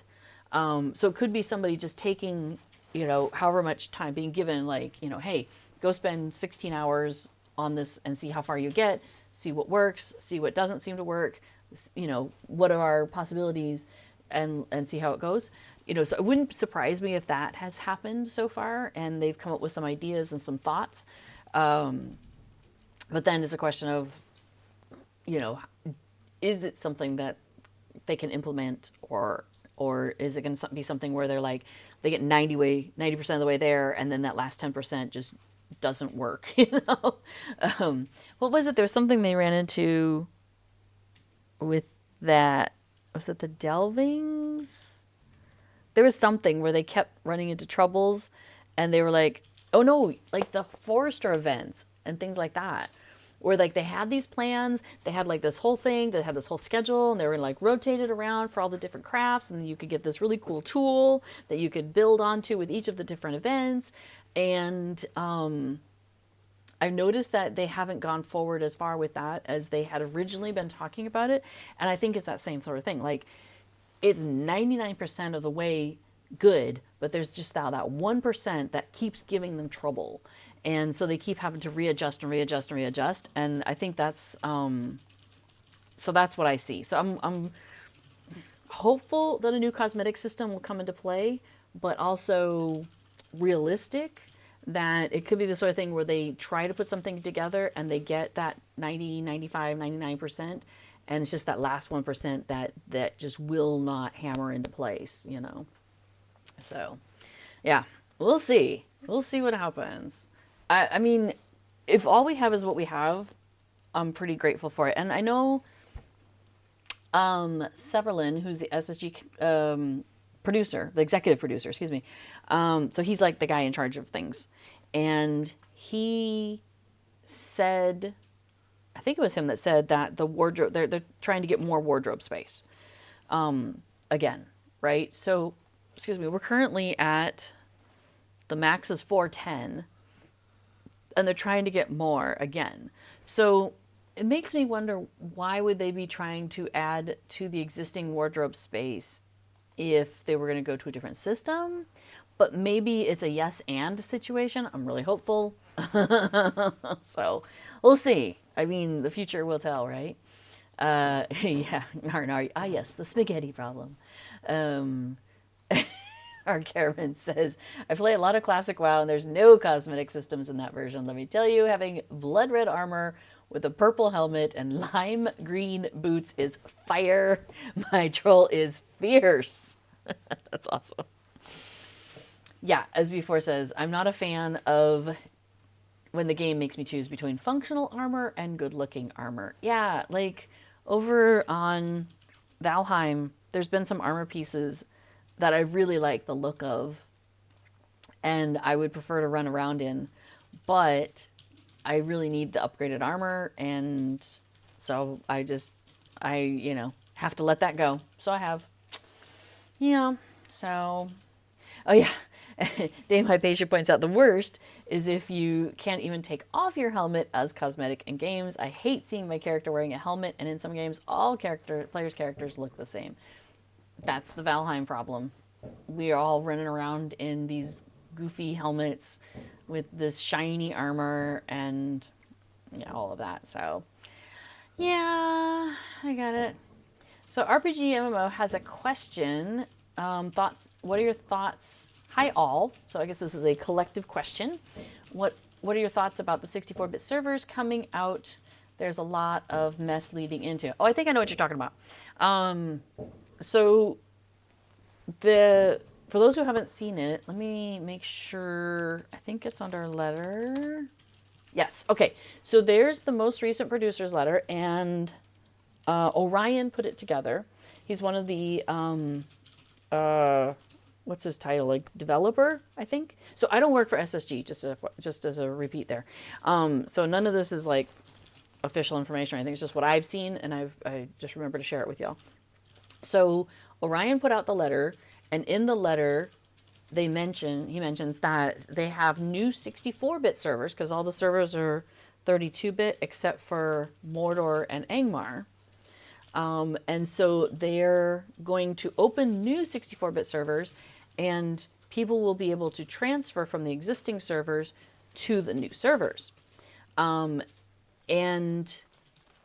the details, the in-depth details of that plan of how the transfers would happen, when would they happen, how would it work for like a kinship if some wanted to move and some didn't, and concerns about like established communities, if some people went and some people didn't, how is that going to impact things? All of those sorts of things were brought up in the forums by players.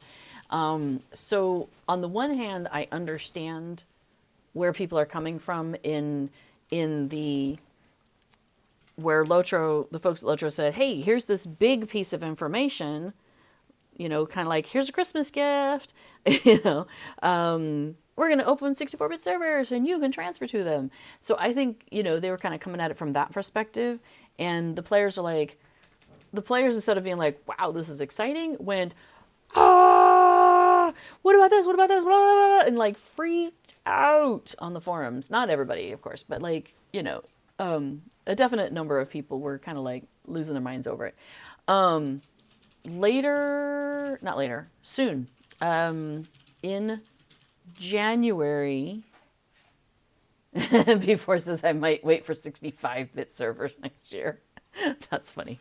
I think so. The first Court of the Rings, or maybe, okay, wait a minute. So I don't have my January calendar up yet, but 1, 2, 3, 4, 5, 6, 7, 8, 9, 10. Okay, so January 10th, I believe, on Court of the Rings, because that's a Friday, and Cordovan, who's the SSG community manager, he always streams on Fridays.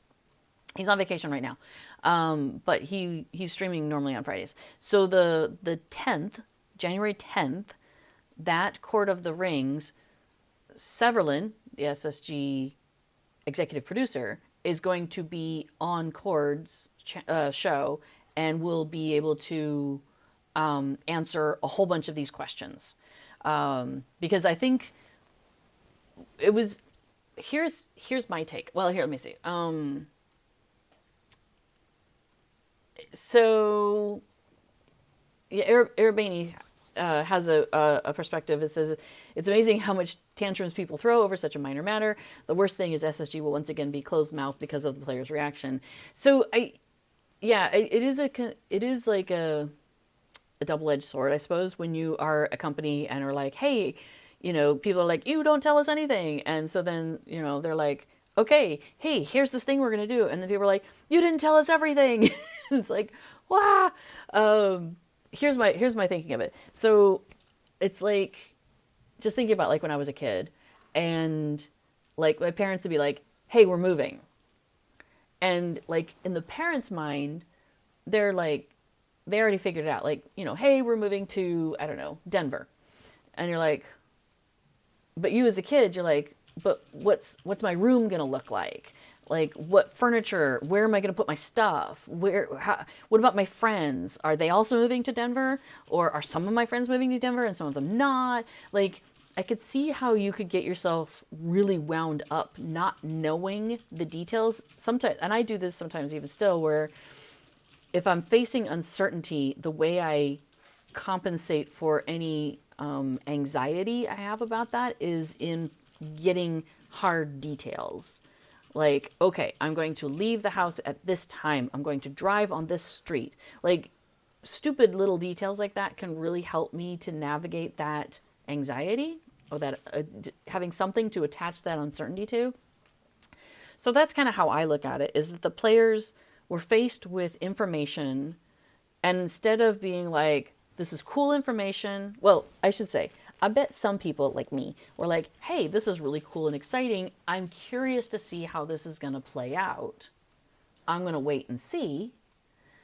And then other people reacted with the, holy crap, I need more information. I don't know how to deal with this not knowing everything and how this is going to impact me. So, you know how I am. All of these reactions are valid as far as I'm concerned. I just want to go to all the people who are freaking out and go, shh, it's going to be okay.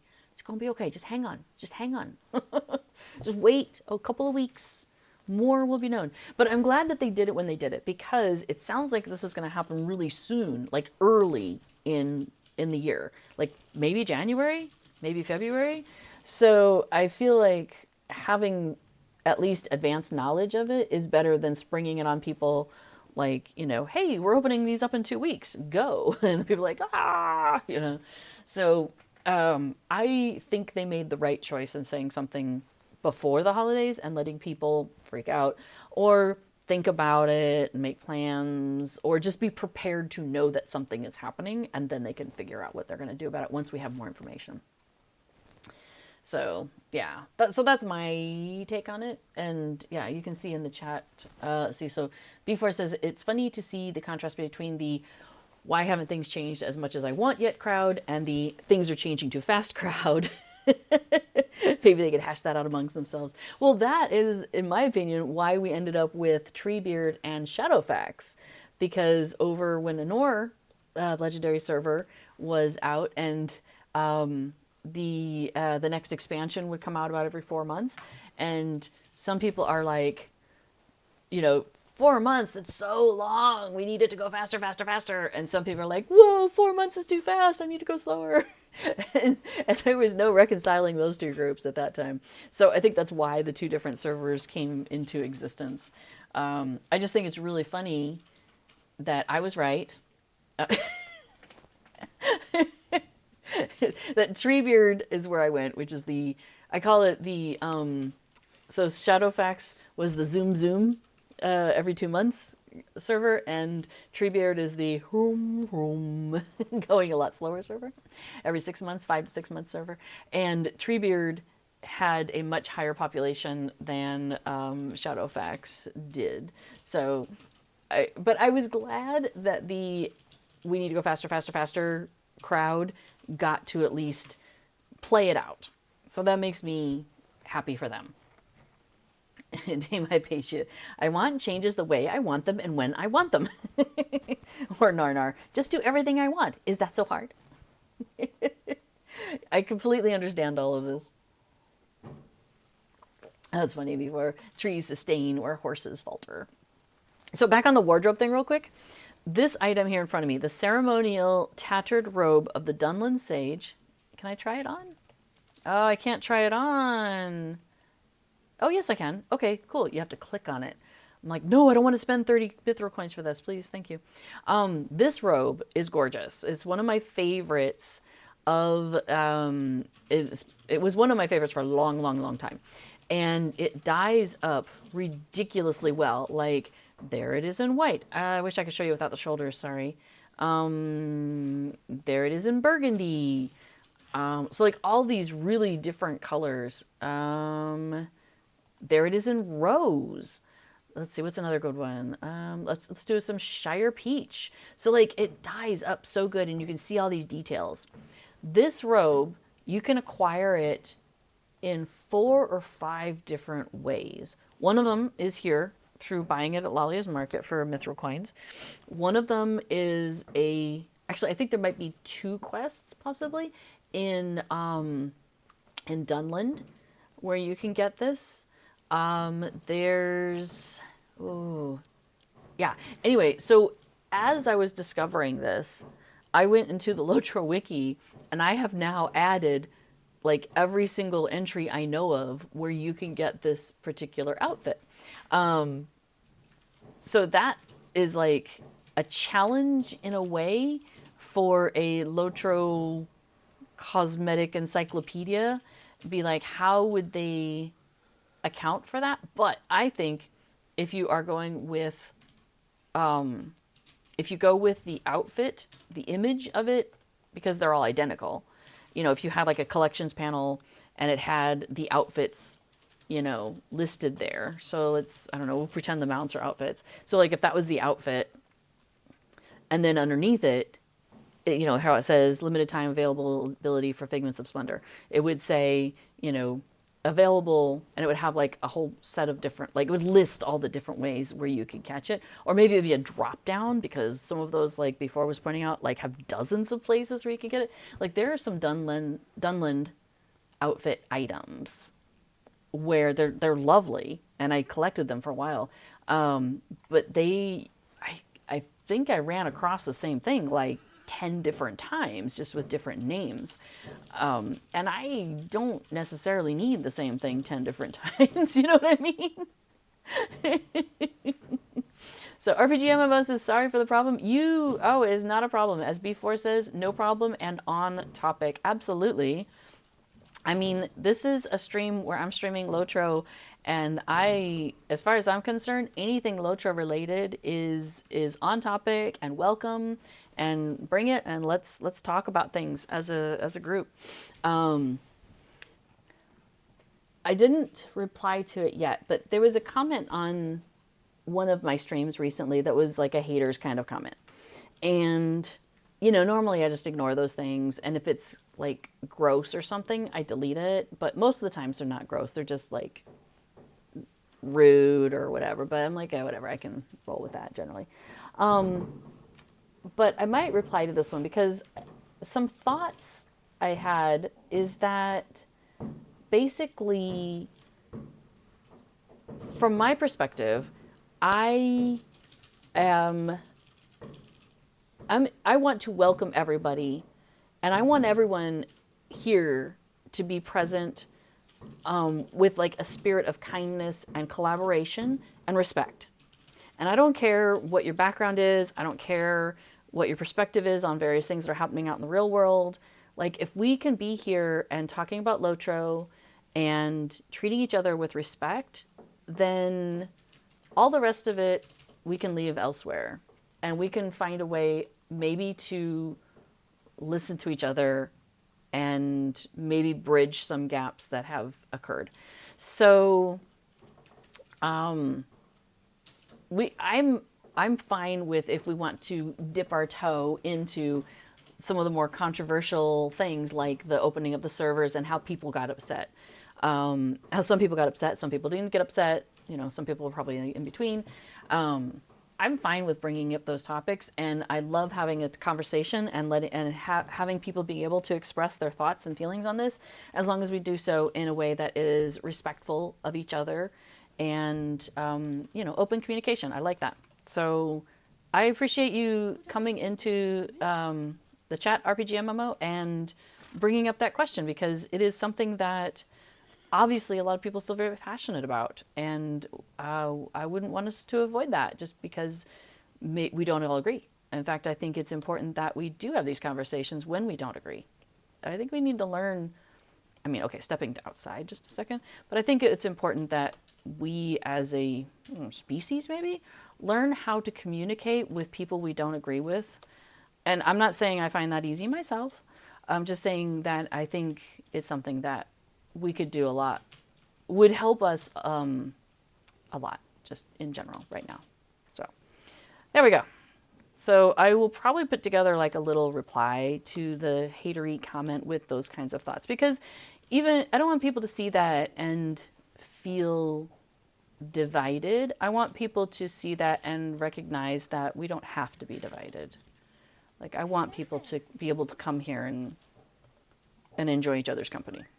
So there we are. So yeah. Okay. So let's see. I saw. Oh yes, the ceremonial robe of the Dunland Sage, 5 different places, as according to B4, looking at the wiki. And yes, it looks amazing on Hobbit Minstrel, says B4. I know. It really does. I think B4 has that on his main quite often. I dabble in switching up my outfits a lot more, and playing around with things and playing. Every once in a while, I'll like, just, I don't know, be playing with something and be like, what does that color look like? Like, my main, okay, so normally, let's see, going back a little bit. So Adamantia was my first main character over on Laurelin, but then I ended up switching to Rosenbloom on a lot of the other characters, a lot of other servers. And so now I'm like playing Rosenbloom more often, over on Laurelin even as well. She's become my main over there. So Adamantia tends to wear, so Adamantia and Rosenbloom are sisters. This is the headcanon of my characters. So Rose is the hunter, and she's the older one, but not by a lot, but enough. And Adamantia is the younger. She's like just out of her tweens. So she's still a little, sometimes. Oh, I need to check and see if I'm still doing that with her. Anyway, so the funny thing though is Adamantia is a scholar and dyes things. She loves to play with dyes, especially since they moved up to near Mickle Delving. And so Adamantia wears rose-colored clothing rose-colored dye clothing. And then Rosenbloom tends to wear, there's not an Adamantia color, not exactly. So she tends to wear like the more vibrant colors, like your greens. She wears greens a lot, sometimes red, sometimes blue, but definitely a lot of the green. And so my Rosenbloom on this server, I started playing with that teal color that you can see in this mount, even though this is Adamantia, so it doesn't. But that teal color, I started playing with that on my Rosenbloom on this server, and I'm like, ooh, that's fun. So I'm I'm getting there. Oh, that's funny. The fireworks are punctuating my words now. That's really funny. Dame Hypatia says, the thing I love about the Lotro fan base is that there are quite a lot of grown-ups there. But unfortunately not everyone is, or not all the time. That's fair. Yeah, you know, sometimes we all get hit by things that catch us off, and I won't pretend that I don't get that too. Something I work on too. Okay, so cool reception. Oh, I haven't finished cool reception with her. And what am I trying to look up here? I want to look up, oh, you know what? I should just pull up the deed tracker. The deed tracker is this really awesome plugin that before put together, my sweetie here on the other side of the room. And I find it super handy. It matches the stuff that's in the in-game deed log, but it gives you more data. So, for example, I'm trying to find out, did I finish with this character a hidden deed? Well, if it's hidden, it's not going to show up in the deed log. So I need to go to the deed tracker. Well, I don't need to, but I'm going to. And see under festivals, because they're in order, the Yule Festival, and I'm looking for such generosity. It's there, and I have not completed it. Okay, so yes, we are going to pick up the charitable spirit and do that today also. So we're going to start giving away tokens. You get a token, and you get a token. So let's give all these away. And we're going to grab some quests here. So I am coming up on 2 hours. So I'm going to zoom through the festival with this little darling, if I can. Onike does not want to give me the food challenge. So you know what? We'll go ahead and grab his food item, which is tidying up. We'll go ahead and get started on that. So if you have any questions about like, wait, what did you just do there? Or what's going on? Or any of that. Or if I say something and you're like, wait, how does this relate? What did you just say? Definitely pull up on the chat to get me to slow back down. But I'm going to zoom through here because, as you may have heard, it being New Year's Eve, or Oudjaar in Dutch, it is, let's see, 1930, which is 7:30. Coming up on 7:30 in the evening here in the Netherlands. And technically, I guess they're allowed to shoot off fireworks starting at 6 o'clock. So yeah, so the fireworks have started. When it comes to be midnight here, it's gonna go nuts. Probably for a straight hour, possibly 2. I've got my noise canceling headphones plugged in so I can make sure they're fully charged up before midnight occurs. But leading up to midnight, more and more people will be letting off the fireworks that they have purchased. So it's going to keep getting louder and louder. And if it's coming through my microphone, then it's likely to come through B4's microphone also when he starts streaming. So he's going to be streaming right after me with his stream plugging along. He's going to be talking about Lotro plugins. But we want to make sure to give him a fair enough chance to get at least some progress on stream before perhaps it gets too loud and uncomfortable for you all to try and listen to him. So, so I am going to zoom my way through the festival here. Let's see if we can get to 10 quests quickly. And so yeah, I'm going to do kind of a speed run here. But definitely let me know if you have any questions. So, for example, I'm doing the tidying up quest, which I cannot have concurrently with the other one, with the eating challenge, because those two are both considered like food quests, and you can only have one of them active at a time. So that's why I was like, is Ona K ready for me? Because I'd rather do her eating quest because it gives a lot of tokens if you are successful. So I like getting that one, you know, done. Plus it's on a timer, and so you kind of have to catch it at the right time. But I'll just go back for it. And I thought, well, she's not ready. I'm trying to speed, so we'll go ahead and do this first. We'll do the cleaning up, which we are done cleaning up, tidying up. Sorry. So we'll turn that in. Let me run up the hill again real quick. Let's take a look at Ona. Yes, I will take your quest, the biggest stomach of them all. Now, she's like, wait around here until we start. Yeah, this is around here, right? It's close enough. Okay, I want to start doing these guys. And you can queue them up if they're really close to you. So I tend to do that. Cool. Yeah, RBG MMO says thank you for being very open about the question. You are welcome. Yeah, I want to make this a place where people feel comfortable, not just to be like, you know, chilling out, relaxing, because I do try to keep it pretty chill here. But also, you know, be yourself. Talk about the things that are important to us as a community. That's important. So B4 says, I find Yule tokens so easy to get that I always do the giveaway quest as a way to get the 10 daily quests. Yeah, for the legendary item experience and for the general experience. And that's what I was saying like an hour and a half ago. Hang on a second. Is that some people will do that because they bought all the things they want to buy. They don't need tokens anymore. They're not needing to collect tokens as much as perhaps I am now on a server that's, you know, newer, and I have to get all the cosmetics all over again. That sort of thing. Hang on, I gotta click on food. All right, and sure, we'll do some berries because they're just sitting there. Now I really would like that drink to come up. It's not coming up. Okay, fine. I'm just gonna eat your berries.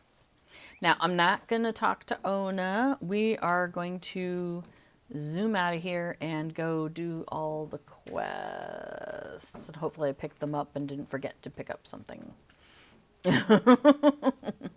Emma Collado. I am butchering names tonight, aren't I? Ugh, sorry about that, y'all. Says, Merry Christmas and a Happy New Year. Yes.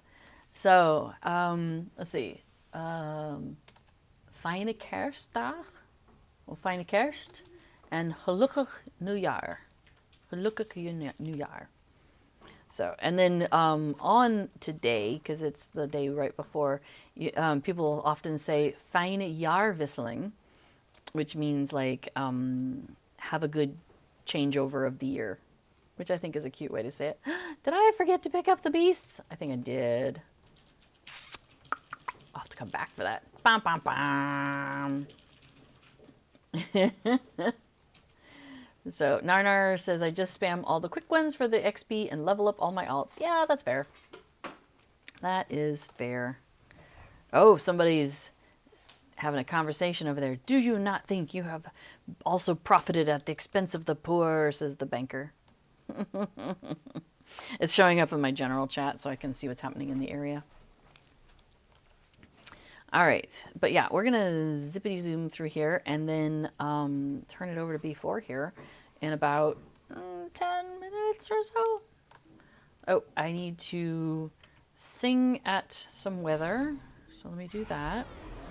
It's like, you know, going to Lothlorien and singing at the trees, right? It's the same. I'm sure it's the same. Let's see, how many have I done? How many do we need? I need 2 more. Wow, that other guy got him way faster than me. I am only level 26 with this character. What I'm probably going to do, I think what I'm going to do is after the festival, or possibly in between during the festival, is try to go do some farming with her in order to get her some extra levels, because I really would like to get her legendary items sorted out so that way she could start earning legendary item experience whenever I'm questing with her as well.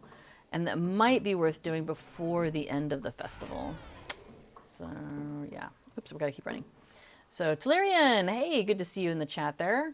Not using this new plugin that will show you a to-do list, shame on you. What are you talking about? So, I do have Festival Buddy 2, if that's what we're talking about. And I do use it, but I've run the festival enough that I don't necessarily...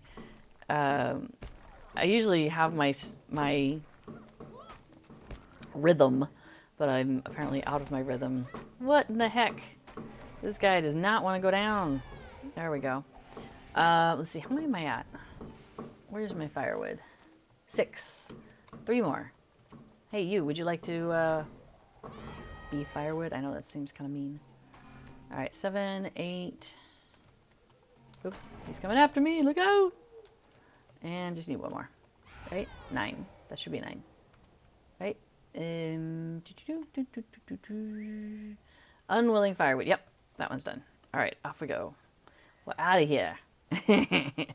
Yes, for those who don't know, before my sweetie also put together Festival Buddy 2, basing it off of Festival Buddy 1, done by... Who did Festival Buddy 1? I can't remember now. But yeah, he's added a bunch of stuff to it, and maps and to-do lists and all sorts of good stuff in there. So yeah, it is kind of funny. Oh, is it Galahad? That would make sense. So in the plugin, Lotro plugin world, and I'm guessing it's probably like this in all games, there seems to be kind of like, people will come and they'll be like really into making plugins for a while. And because making Lotro plugins, it really requires this really interesting cross-section of wanting to play the game. Okay, I need to make a scarf wearing no man still. Oof, let's do that then. Wanting to play the game, but yet also being willing to take time away from the game to do plugin development, while at the same time having the knowledge to be able to code and do plugin stuff in Lua, which is the language that they use for it. That person's eating. Well, okay, let me grab this quest while I'm waiting. Snow beast, thank you. I'll not be ignored. But yet, what if I ignore you? Ho ho ho ho, you will be ignored. Okay, so that person is eating. And there they go. I don't want to end up too close to them. So I'm kind of pausing a little bit. Where are they at? I can see the little dots. All right, I'm going to guess that they're on their second or third food item by now. So hopefully I won't catch up to them. So we're going to give this a go. Okay, so I'm not necessarily looking at the chat right now, just FYI, because I kind of got to pay attention to the foods, and I'm really bad at clicking on things. There's some eggs over there. So the mystery drink is what I want, but I don't want it yet. Come on, eggs. There we go. We'll do the pie. And then the mystery drink. Oh, so what I was going to say is, like, there's people who basically have that intersection of all the skills and knowledge. But it's a kind of a small group, basically. And so I think, as with many games, you play for a while and then, maybe you move on or whatever. And so that happens. You'll have people who do a bunch of plugin development, and then you won't see them for a while, and so maybe they've done something really cool though. Oh right, I don't want to hurry. I want to wait for that other person to be done. They are there. All right, I've got 29 seconds. Yeah, as B4 points out, it's a funny system where you have to be comfortable transferring some of your time from the game of Lotro to the metagame of coding Lotro plugins. All right, I'm going to finish that and catch up here. I think I saw them go to the next table. Mushroom, egg. Oh, mushroom. Pie. Pie's the fourth worst. I don't want it. Drink. Yay! Dame Hypatia says, I'm using the Festival Buddy 2 for the first time right now at the Yule Fest, and I love it. Yay! I mean, I have no skin in the game, but it makes me happy to know that people find things that he put together, you know, that other people find it useful also. Because I will tell you, let me go ahead and say yes to this, that I appreciate his skills very much. And there's definitely times when, like, there was a program we used to use for, I used to run conventions, and there was a program that was like a homegrown program that some folks had shared with us, and it did a lot of great things. But there were things that would be like, oh, I wish it would do this. And so he was able to just basically jump in with his knowledge and be like, let me see if I can figure out how to make it do that. And then he would. And so I got really spoiled with him doing basically what I would consider custom development for me. Monstrous Feast. Good job, Feast Beast. Yeah, and so there's sometimes when it feels a little bit like that with the Lotro plugin development, because sometimes I'll be like, man, I wish this plugin that you're working on did this, and he'd be like, well, let me see if I can. So yeah, I'm very spoiled by some of that sometimes. Anyway, so I'm really glad that I'm not the only one who finds a lot of the stuff that he does to be really helpful.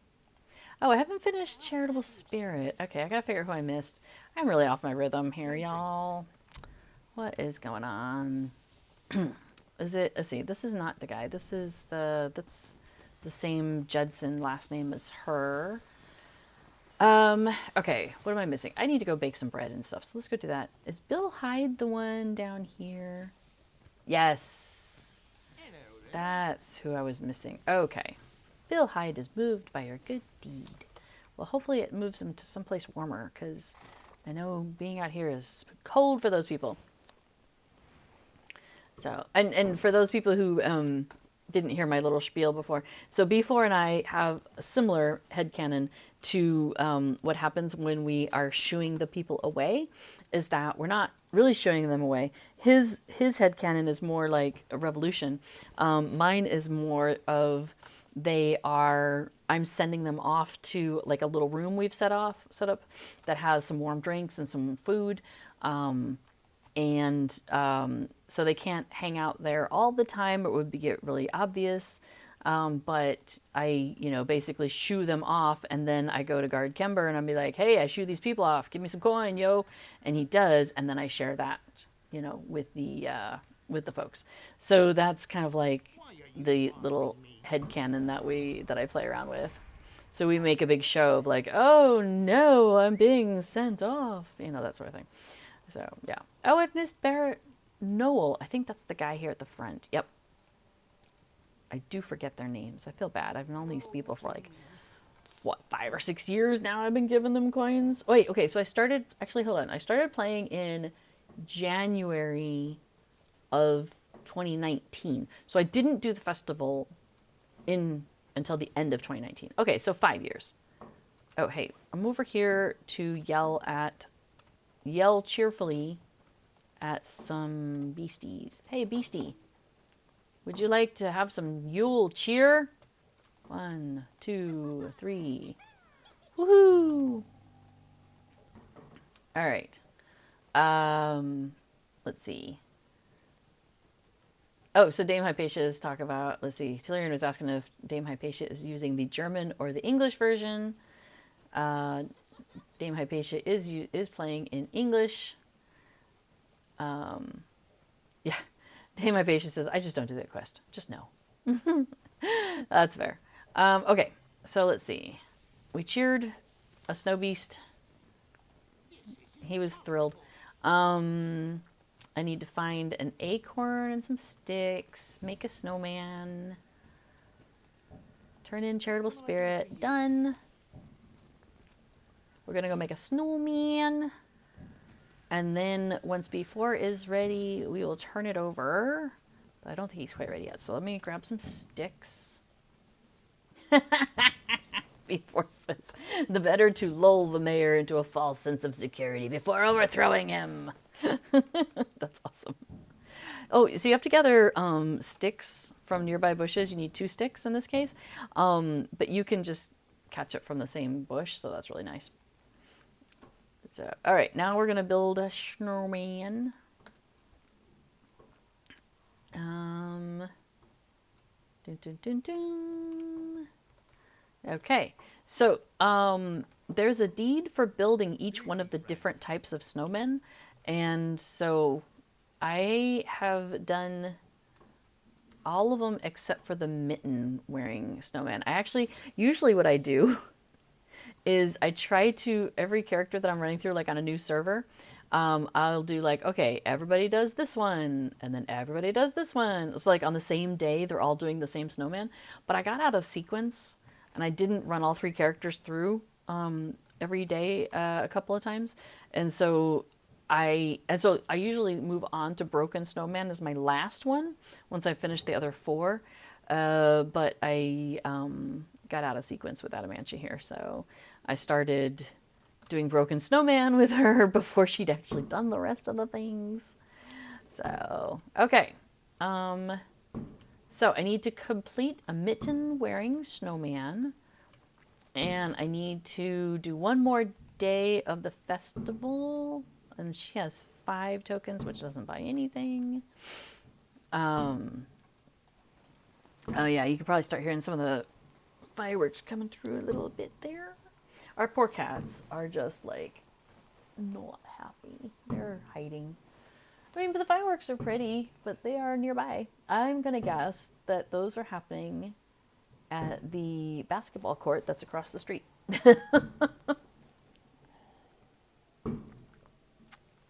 Yeah. So, let's see.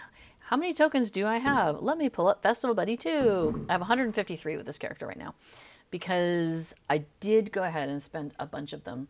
Handy dandy spreadsheet. I have... Which things do I still need to get? So I did not get the bunch of holly. And I've kind of moved away from cloaks. The Cloak of Flurries is usually one that I love to get, but I didn't get that.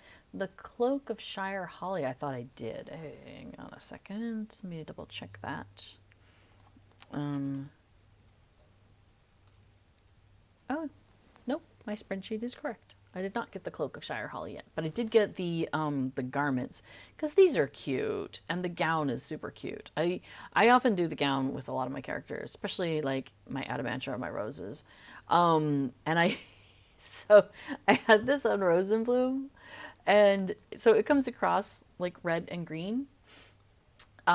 So I was like, yes, but I wanted a different green. So I changed it, not shoulders, I changed it to, was it dark green? No, might have been dark green. It might have been dark green because olive wasn't quite right. It was a little darker than what I was looking for. Let's see, I don't think it was forest green. No, I think it might have been dark green. I'm just going to go with all the greens right now, though. See, would it be great if these were like alphabetical or clustered by color type or something? I don't know. Yeah, before it says they're probably chronological. Okay, so I think it comes in Bull Roar green by default, right? Let's just wash it. Oh, no, it's not. It's a whole different color. So, yes, okay, so maybe I dyed it Bull Roar green so you can see here. Look at the, okay, let me start over. Let's reset. Okay, yeah. So I think I dyed it like Bull Roar green. Where did that go? Not Rivendell. No, that was too dark. Blah, blah, blah, blah, blah, blah. I think I dyed it that, which is really kind of funny. So I went from one green to another green. Yeah, I just made it, but I wanted it to be a more vibrant green. So I just think it's really funny that it's like it comes in green, but I dyed it green. Narnar says, I wish they would have all the items on display in the event area. Oh my gosh, that would be so cool. Because, like, okay, so they do the snowmen, and they do the banners and the flag. Like, they have, you know, and the stage, which is pretty cool, actually. I do like the stage. It's a pretty neat item. And I appreciate how they have, like, the mounts on display out here.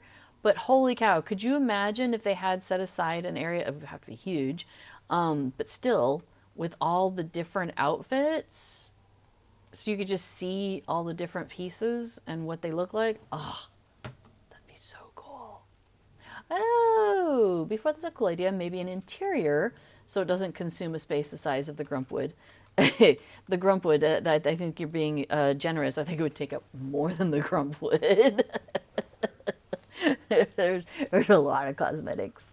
Because if you look at it, it's like, well, we have 8 pages here. Now, not all of them are cosmetics, but a lot of them are.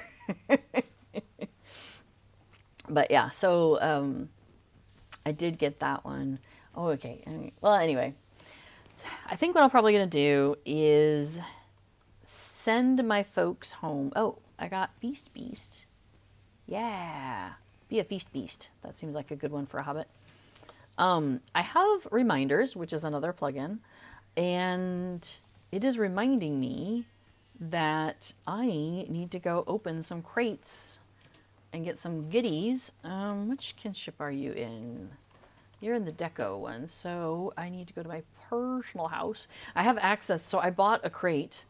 So my characters are in 2 different kinships here on Mordor, and oh my goodness, I am really hoping that the kinship update, whenever they do that, allows more cross kinship stuff, because I'm often bipping back and forth between my characters on those, and I have to be like, okay, what kinship are you in? What do I have access to? If I go to the kin house, where am I going to end up? Like that kind of thing. So I've put my house, my personal house, in this neighborhood because I like the Hobbit neighborhood best. You know what? Hashtag Hobbits for life, something like that. Anyway, but the unexpected party is the Hobbit kinship that I hang out with on this server. A lot of the Hobbits I know are in that kinship, and they had one of the crates, but they didn't have, they had the premium crate, but they didn't have the regular crate. And since those were on sale recently, I was like, I'll get the regular crate. We can stick it in the kin house, and then I can access it with my characters that are nearby. So I'm like, just popping over here. But if I'm in the kinship, I can just come straight to the kin house. But if I'm not, I just travel to my house and then just ride overland. So, you know, low troll problems. Anyway, oh yeah, Dame Hypatia says, same with the horses. I always have Fibro Jedi's page open in a tab of my browser for better shopping. Yes, 3 cheers for Fibro Jedi, says Narnar. Absolutely. Gosh, Fibro Jedi is like amazing. I have loved using his guides for so long. They're just so good. They're just so fantastic. Narnar says, a feature request for Festival Buddy 2. Have a link to Fibro Jedi pages. That's an interesting thing. The only problem with that is if they're hard-coded in, every once in a while websites have to be updated for various reasons, and so the links might break in the future, but he's over here going, meh. He could update that. So speaking of links, I did go ahead and put in the chat there the blurb that we have here, Moobot telling us information about the festival. Festival ends on January 6th at 3 a.m. So January 5th, which is Sunday, is your last full day for festival. So if you're trying to get stuff done in the festival, you are coming into your final days. So just FYI there. What kinship am I in? Sweet. I can go straight to the party house. Woot woot. Okay. Also, let's see. In that blurb that's there, we have lotro.com they now have guides for each of the festivals. Cordovan has spent time putting those together over the last year or so, so that's pretty cool. And it just kinds of gives you an overview of the festival, especially from a Lotro perspective, what they're trying to make sure you know about. And then Cord's been really awesome about putting community links that he knows about that are like vetted and people really find useful, that sort of thing. He puts those at the bottom, so all your Fibro Jedi links are always on there. Hello, look at that face. It was taking a minute to load in. Yeah, so Fibro Jedi's links are at the always at the bottom of the festival guides because he has a guide for every festival. If I have anything, he's been really nice about linking my stuff there because I've done, not recently, but before, and I used to put together some really cool videos, just walking people through like the intro or how to get around and stuff like that. So I do have some Yule Festival videos that are linked on that page. The wiki page is also linked at the bottom, usually on the Lotro.com ones. So yeah, wanted to make sure that everybody knew that they can take a look at that sort of stuff. So that's pretty cool. Can a Lua plugin, asks Narnar, access an in-game 3D model or have a preview window with the model like in the collections panel? Well, that sounds like a perfect transition question. So, if you are feeling good, then I will wrap it up here. Before it does say, I don't know of any way for a Lotro plugin to do those things, though. But over on his stream here in a moment, he can tell you why. So I think, though, I will go ahead and wrap it up. If anybody has any last minute questions for me, drop that in the chat. On the other hand, I will still be around. I'm just going to heat some food up and come plop back down at my computer anyway, because that's kind of how I roll. So thanks, everybody, for coming along and spending some of your last day of this 2024 with me over here on the stream. I've been doing this coming up on 4 years, I think, streaming here on the Lotro channel, and I have really enjoyed it. And so I'm looking forward to continuing to do that going into the new year. And when my anniversary comes up, which I think is in March for my stream anniversary, I will try to remember to get some goodies because I love giving stuff away too. That's always fun. So I'll see if I can get some goodies to give away, and we'll try and do some, like, celebration sort of stuff like that too. So, all right. Well, have a awesome rest of your year. Ha ha ha ha ha ha. That's always the joke on this day. And stick around for B4, who's coming up next with his stream Plugging Along, and he's going to talk about Lotro plugins. And I will see you all next year. All right. Bye, everybody.